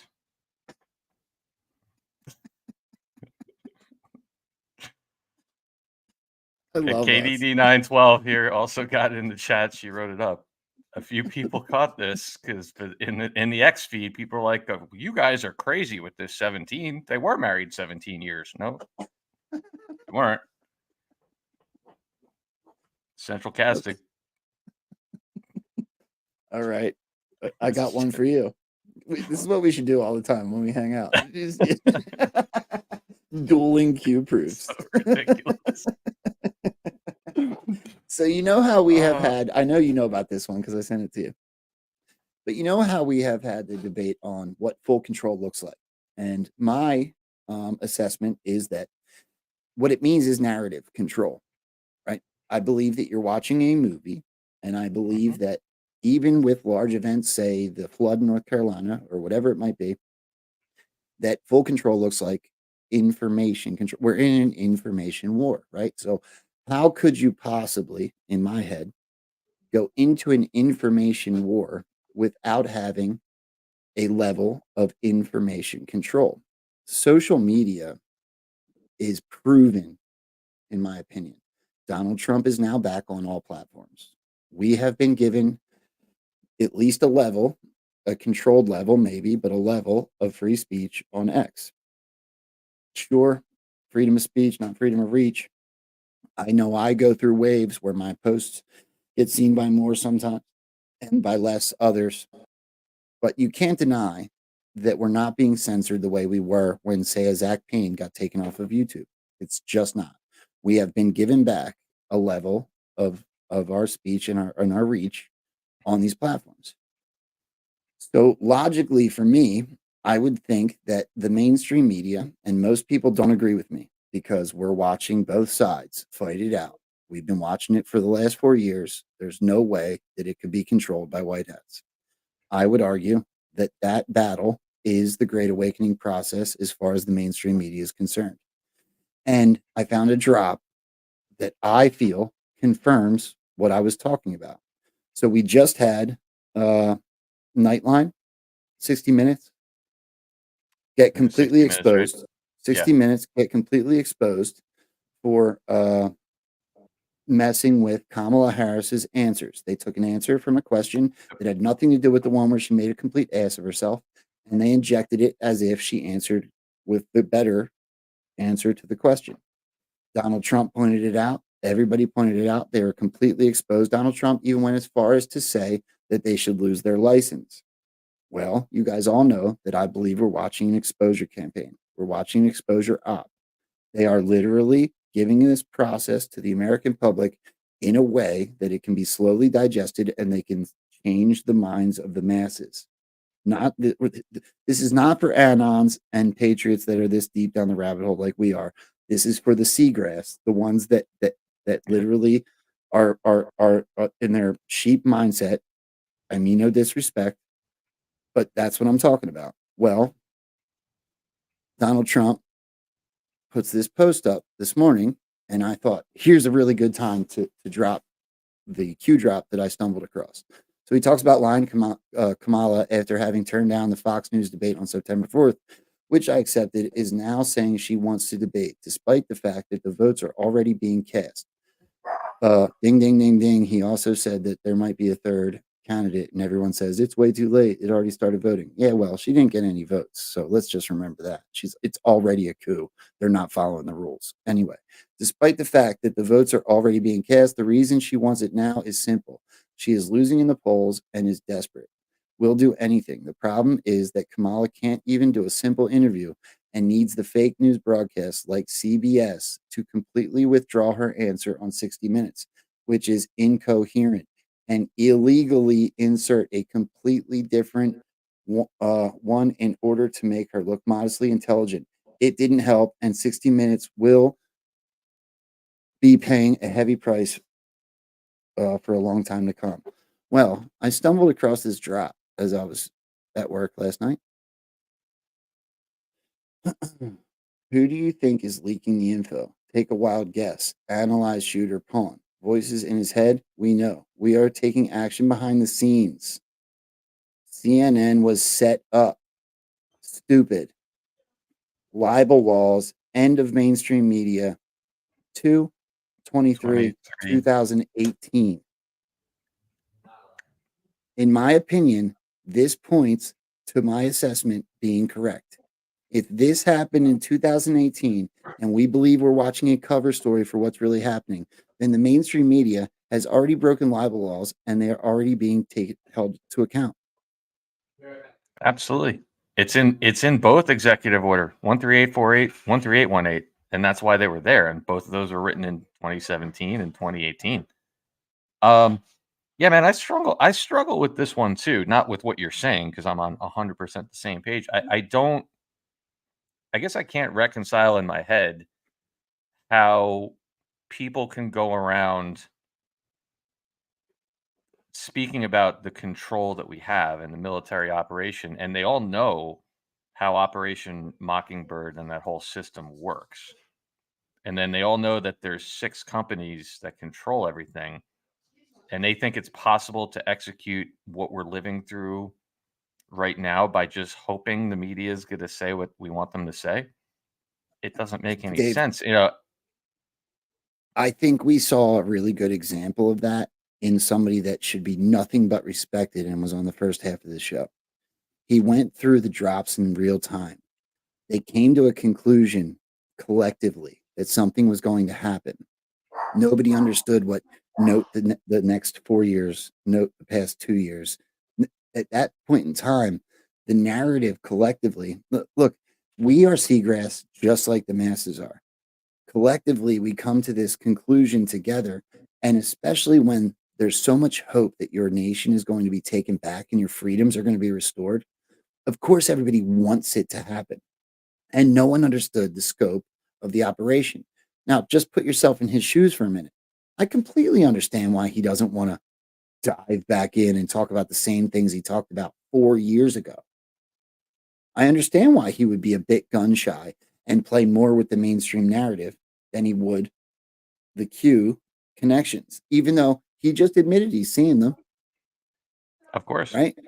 So I, I understand his perspective, but I can't deny. I can't deny it. no, and that's, you know, I can't say if I started doing this in 2017 that I'd be able to necessarily be like somebody like a Stormy or an Abs and be sitting here Yeah. 7 years later. Like I'd probably be in a padded cell by now, to be honest with you. And I'm really not, like, it is funny, but I'm not even exaggerating. I don't know if I could have done it. So yeah, I absolutely agree with that. But it's just, you know, and that is why, you know, even just on a high level thing, that's why I spend so much time posting connections with the number 17 in it. Not because like that's the only thing. There's so many amazing comms out there. But that is like the easiest way to take a look and say, like, how many times must you see that number in a headline?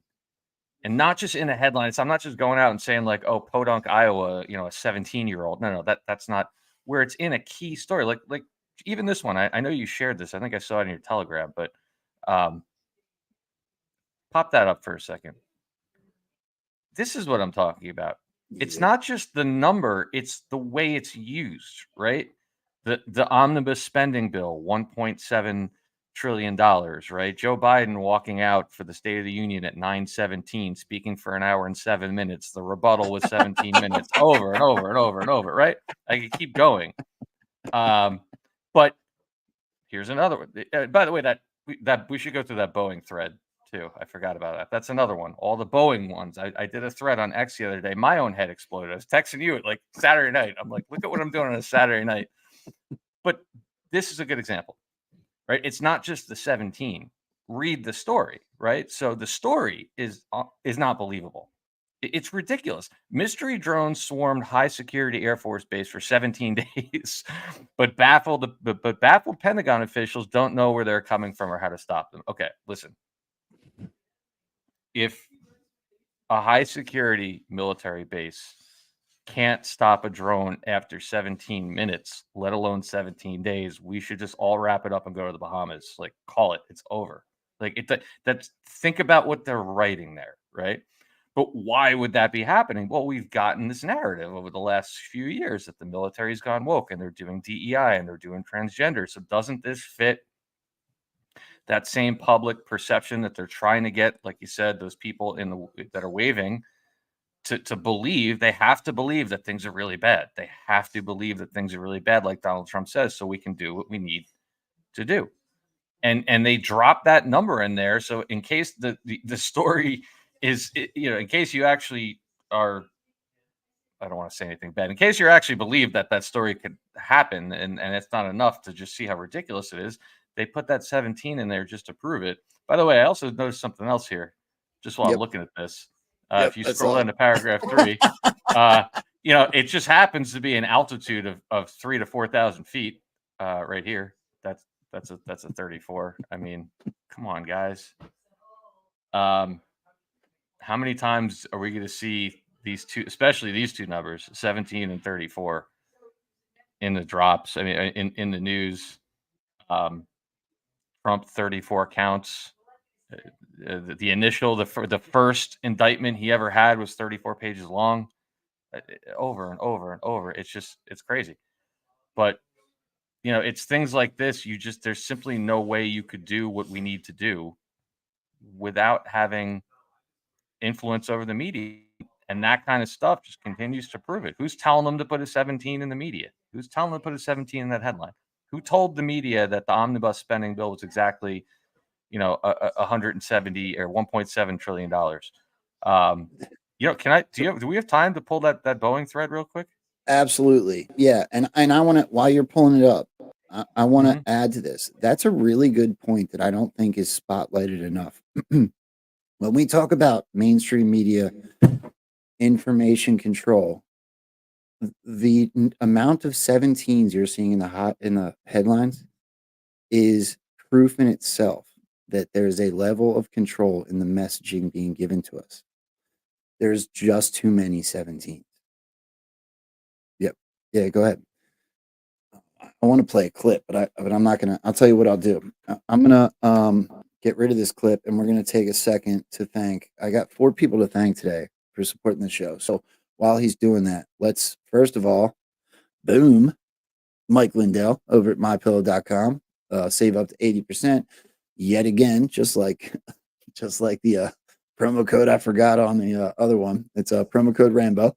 So if you want to support this show, support Mike Lindell, buy American-made products. Absolutely, all of them are amazing. I have just about all of them. Mike Lindell at mypillow.com. Use promo code Rambo. And let's do Covfefe Coffee real quick. So covfefecoffee.com. Pepe Deluxe and 8-Track are the founders of this website. If you want to support a whole pile of your favorite Anons and Patriots alike, go to covfefecoffee.com. If I could push you to buy any of them, just ignore that Sarge has the best one. I absolutely love Brenda. You should buy hers, but Rambo Roast is the one. You could have Rambo's face in your kitchen every morning when you're drinking coffee. That's enough of that. I'm saving the best for last. Sorry about a little bit of noise in the background. There's somebody doing work on the house. You're good. My kids are coming in now too.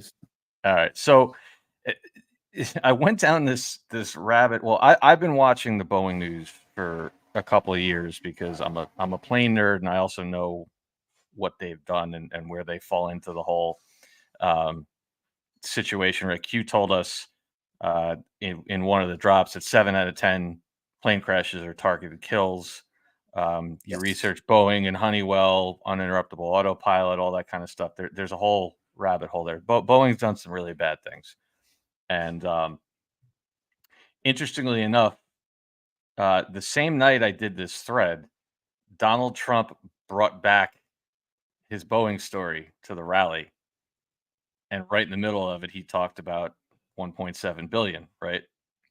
At the same time, Stormy over on Badlands he's been watching this in terms of all that whole thread that he's been tracking with the missile comms and everything else. So there's something going on, and that's why those guys over there are doing a great job warning people. Like, listen, if something happens, don't lose your mind, because we're getting all this. So I was sitting there, and I said, you know what?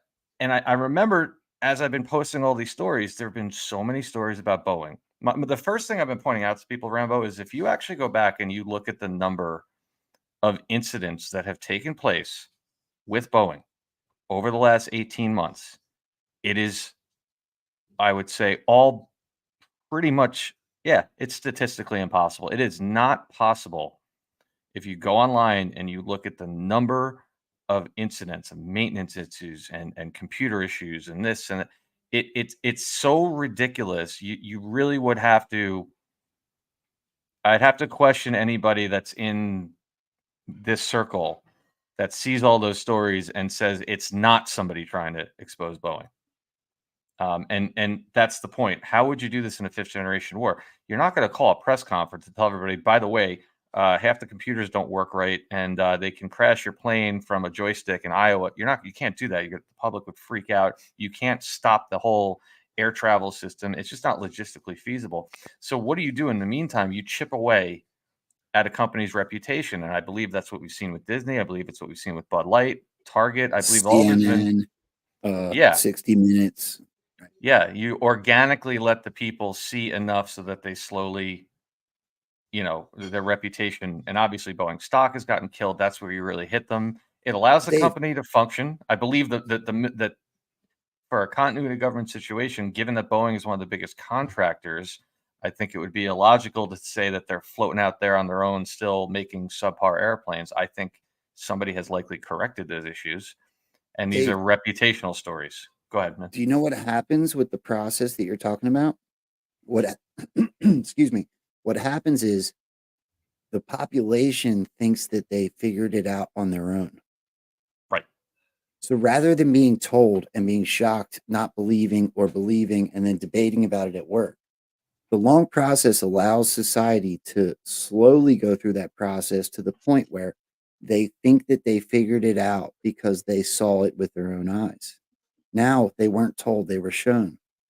And Rambo, It's what we all have the same story, right? What happens for 9 out of 10 human beings when they discover something shocking? What's the first thing they want to do? They want to tell somebody else. right. So now Or they deny it. discover, But well, if at first they you're did, but once you're they right. accept it, Yep. somebody's gonna go, "Hey, do you see all this shit about Boeing? What's going on over there? Did you see this stuff about?"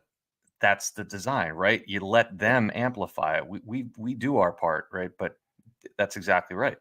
So, without going into a whole rabbit hole, I mean, to me, one of the things I've been highlighting, probably not the most, but one of the biggest, longest running stories for like 2 years on my Telegram channel and now X that I've been following is this, because it's very clear to me that there is somebody pulling strings doing exactly what you just said about Boeing.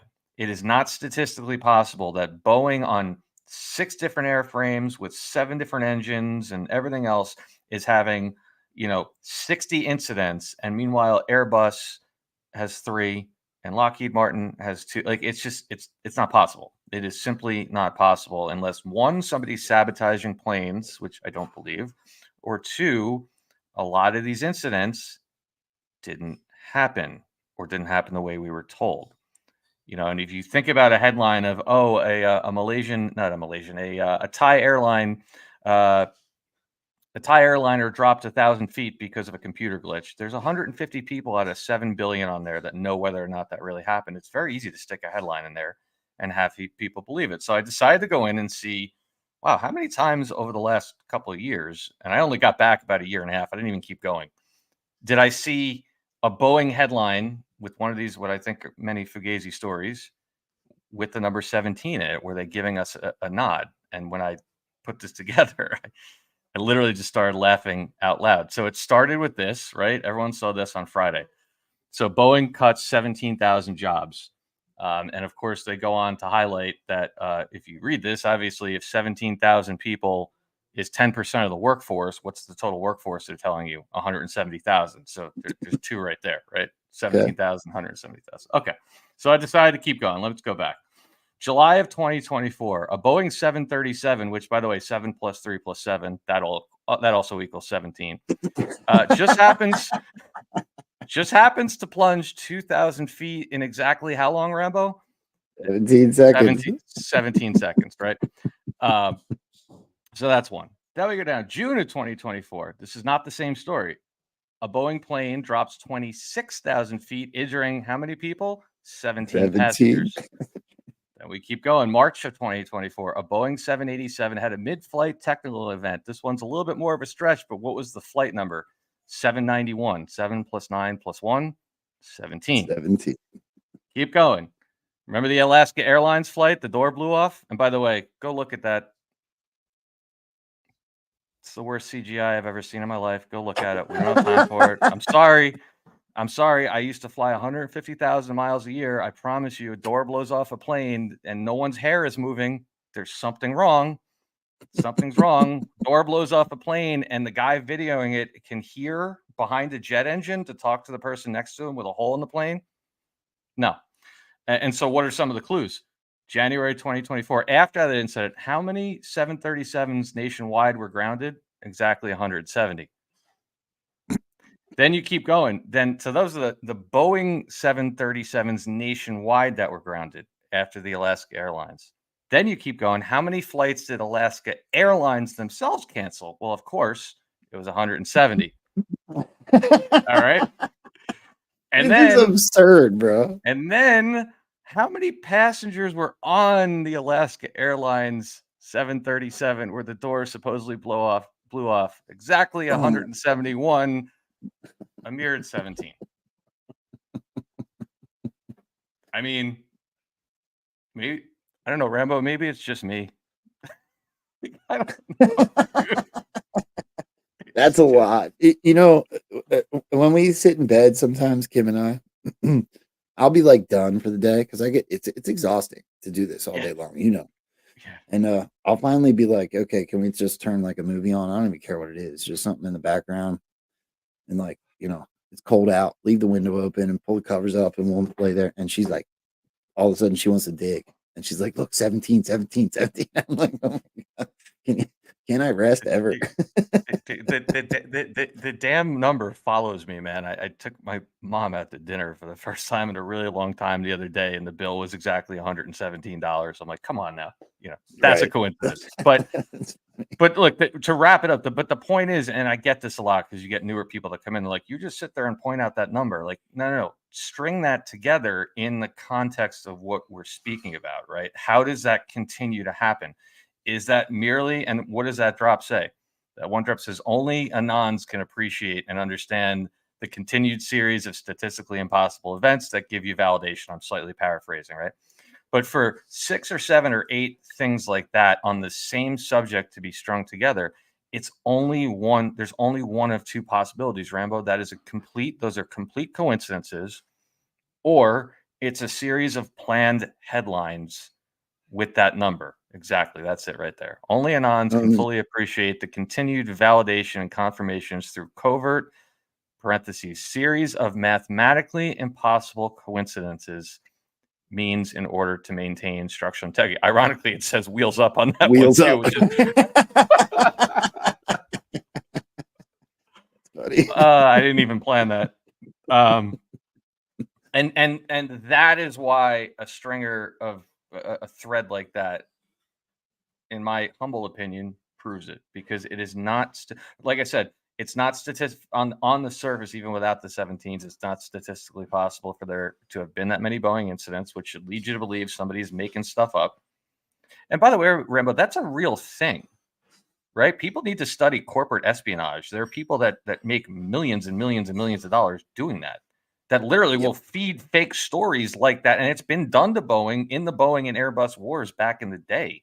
The It's been done CIA's been doing it for they how do it all the long? time. Yeah. So how hard is it to send out something to the AP and say, like, you know, point is, that's your confirmation. And that is why we watch, me in particular, why I watch that number so much. It's not so much that it just pops up and I'm putting up a story about, some kid in a high school somewhere. No, it's where it comes up. It's the stories. It is always within stories that are critical to all this different stuff, be it the budget, the government. We just had one the other day. Jim Jordan releases a report. Oh my God, all these migrants, 1.7 million, over and over. That's where it proves it. Yeah, I agree. I'll tell you what, I have 2 more fun videos I want to play before we get out of here. But I want to give all due respect and love to the last supporter of this show. I like truly want this one to work out because I love the dude. I like legitimately love this guy. So far, we haven't had anybody call him, and I'm hoping that if anybody's out there and you need insurance and you have to pay for it out of pocket, look, I wouldn't just make this up. This dude is a patriot through and through. Please give him a call and at least find out what it is that he's doing, because he believes in what he's doing and he believes in this show and he believes in helping other patriots in beating what is the insurance moguls, right? So let me bring up the video and I'll do the read here. But Absolutely. Please, if you are paying for your own insurance, open enrollment time is right now. Call this dude at Mid Atlantic Business Alliance. So, Mid Atlantic Business Alliance, are you paying too much for your health insurance? Fall is the time of year when insurance companies send out their annual renewals and rate increases. The high cost of medical insurance is about to get even worse. David Becker and his son Jesse of Mid Atlantic Business Alliance are here to help you get the best possible PPO insurance coverage at affordable rates. If you think the cost of groceries have exploded, you should see what the hospitals are charging these days. Without the proper PPO protection, you could be liable for tens of thousands of dollars in the event of surgery or a hospital stay. Since 1990, Mid Atlantic Business Alliance has helped individuals and small businesses get access to nationwide PPOs, which cover both in network and out of network charges in every state. Having a great nationwide network like Cigna will help you help your costs down to a minimum. If you're stuck paying your own medical insurance, call David for a free quote at 609 577 8557 or visit www.midatlanticba.com/Rambo. Boom. I Thank you for letting actually, me do that. no, I actually, all joking aside, I just wrote that down because I don't have health insurance right now. Dude, So, and that's what I yeah, told David. I'm like, if I leave yeah, my job and I try to do this full time, I am going to need insurance. So I promise you, David is going to be who I call, obviously. yeah, yeah, It, absolutely. the, And actually, people should know health insurance is a complete pain in the ass, but having been self employed and everything, especially if you don't have any pre existing conditions or anything, it's not as it's not cheap, but it's not as crazy expensive as they want to scare you into thinking. So that's something good to look into. here's the problem, bro. Like I got kids, and Yeah, well, that's I'm where. starting to get older. Hmm. I ran. My son had a cross country meet the other day, and I was only able to make to three of them this year. And that's not because of podcasting. I promise you, I wouldn't have done a show if it was during his meets, but it was because of my dumb job and working swing shift and having an outage last month. I only made it to three freaking events the whole year. And the last two I made it to, one was an invitational and one was an actual just meet. And my son got 13th out of 7 schools, his first year running cross country. But the point is, at that meet prior to that, I'm getting so fat and old that if you've ever been to a cross country meet, it's like 2 or 3 miles, right? Well, there's certain points, if you run to them, you can cheer your kid on. So I'm trying to keep up with the freaking track coach in flip flops when I just came from work. The next day, I could not walk, dude. I realized I'm old. Yeah. Like I'm literally sore. My ankles, I could barely walk. My ankles hurt so bad from trying to cut my son off so that I could cheer him on. Of course, I didn't tell him that. But I'm Yeah. thinking, oh my gosh, what am I going to do if I actually do get to leave my job? I'm going to need health insurance. I'm 44 years old now, right? So, Mo AZ Gal with a $20 Rumble rant just happened to get upgraded with 3 grass seats, tickets with my brother's by Live Nation attendant. Here is my upgraded seat. Hi, Dave. Hi, Hmm. Rambo. Hey, well, thank you very much for the support. There's over 2,000 people in here right now in the middle of the daytime. I feel absolutely blessed that you're all here. No matter what platform you're on, if you could hit the positive affirmation button, it would mean the world to me. That is the greatest way to get this show to have more eyes on and continue to grow this family. So thank you. The 2 quick clips I wanted to play. Mhm. You may have seen them, Dave. I know we keep up on each other's accounts, but I would love for somebody to give me any other reasonable explanation for how Donald Trump knew exactly what was going to happen for the 4 years after the election was stolen in 2019. Okay. I'm going to play this. Donald Trump, in my opinion, is not a time traveler. That is something that's brought up so much because he seems to tell the future. But when Q was asked, how do you know what keeps happening in the future? They said control. The answer was control. So logically, I believe that we are watching what is trust the plan. So if Donald Trump is saying these things in 2019, think logically. How could he know them? All right. You ready for this? What this angry left-wing mob would do if they were in charge of this country.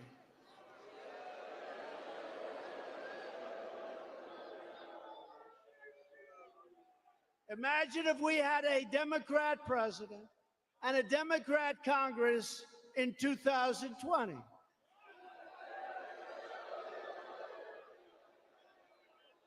They would shut down your free speech, use the power of the law to punish their opponents, which they're trying to do now anyway. They'll always be trying to shield themselves. They would strip Americans of their constitutional rights while flooding the country with illegal immigrants in the hopes it will expand their political base and they'll get votes someplace down the future. That's what it's about.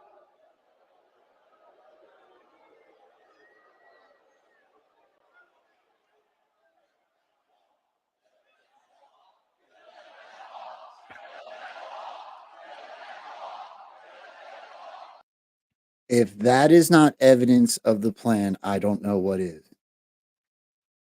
Absolutely. 9 for, what is it? 8 for 8, 9 for 9. Everything, every last thing he said.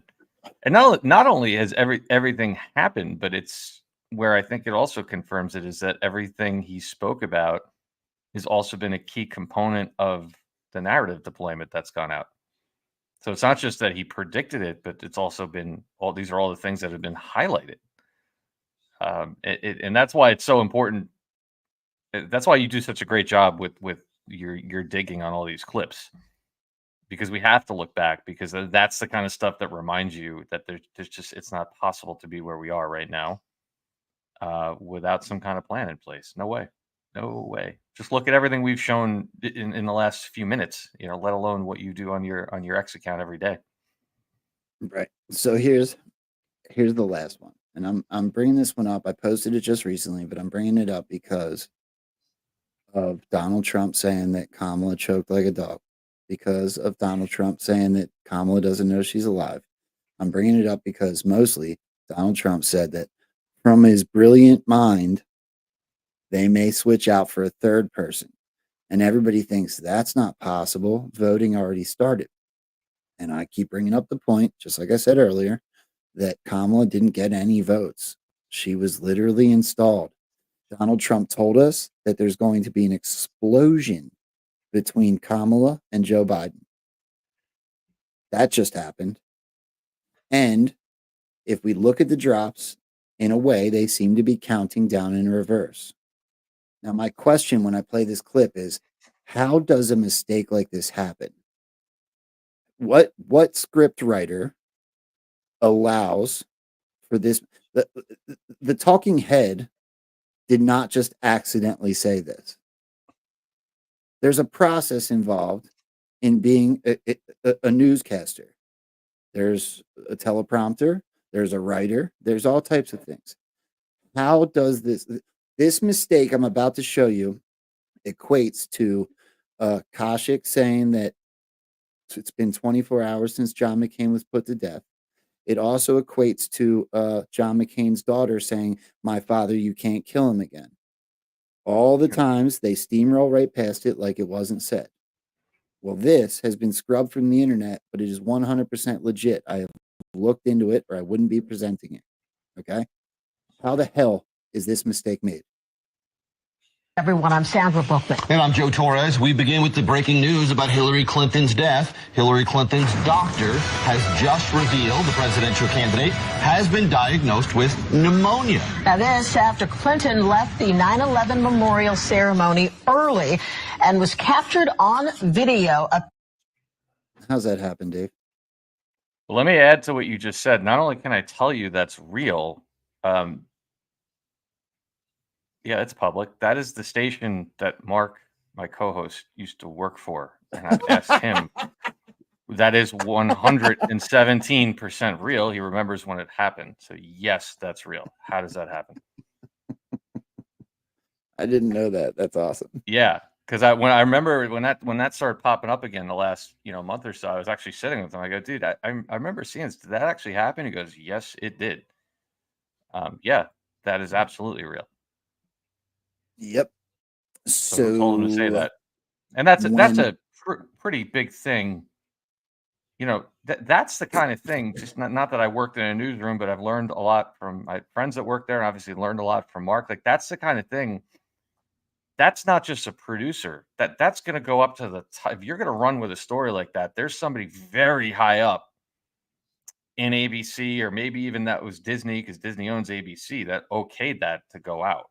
It's not just like, oh, some intern made a mistake reading the paper that came out of the ticker. look, You know, peaceful transition to military power. Peaceful transition to military power. I don't know.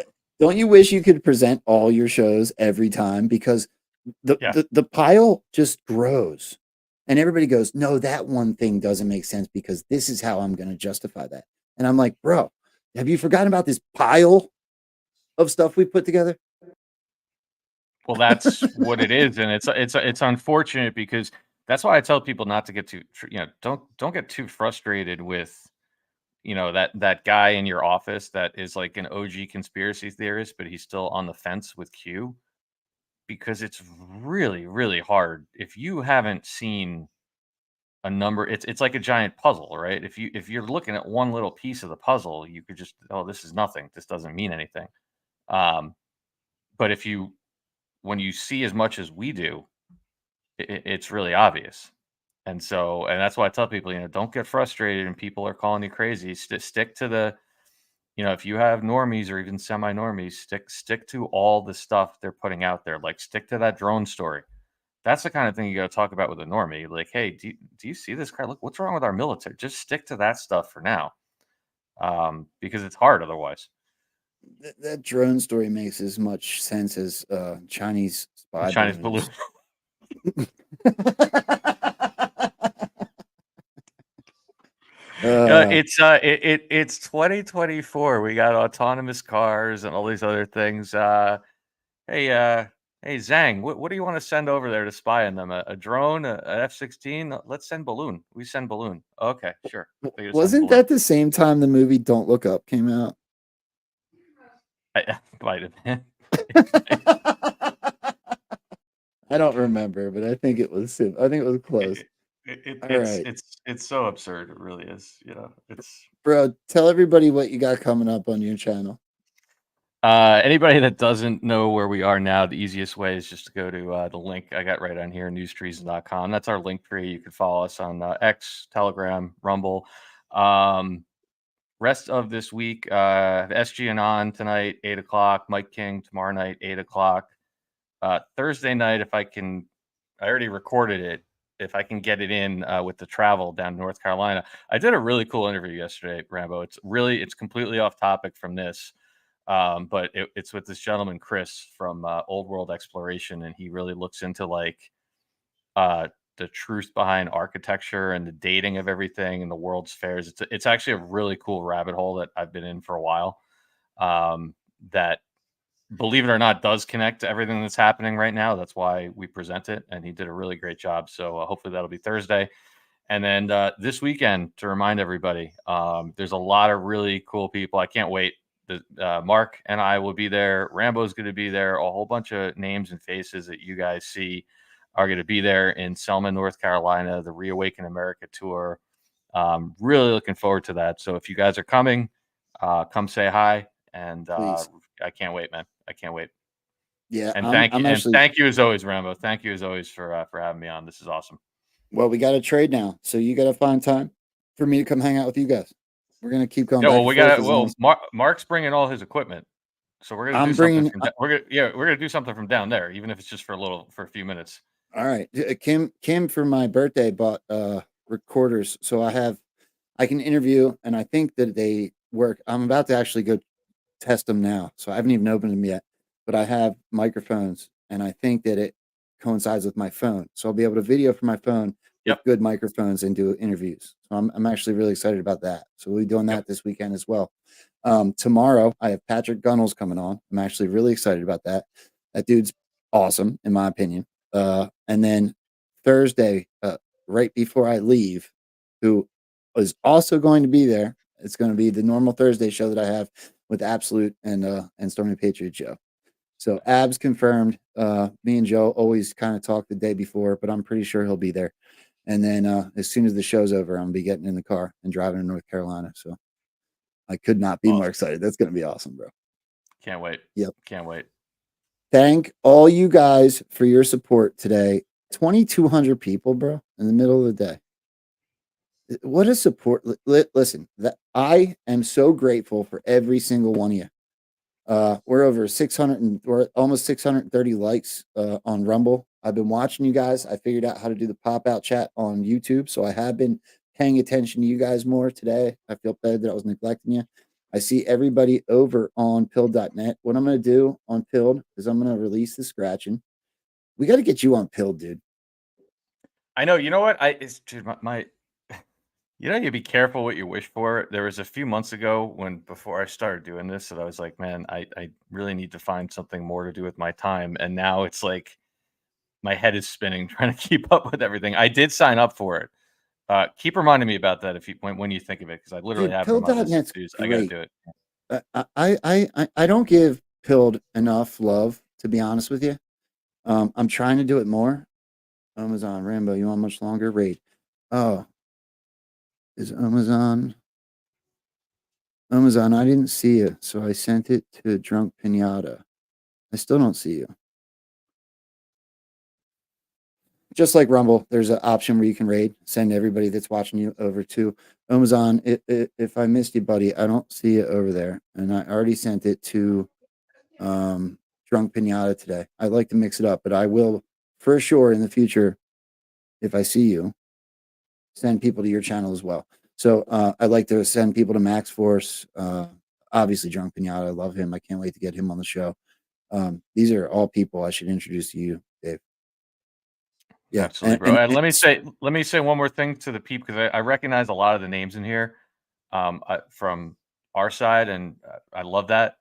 But remember, guys, it take a minute, and also if you don't hit the follow button on Rambo, it doesn't cost you anything. They don't spam me with emails, but you know, the more everyone's follower count can get up, the better the algorithm's going to treat everybody.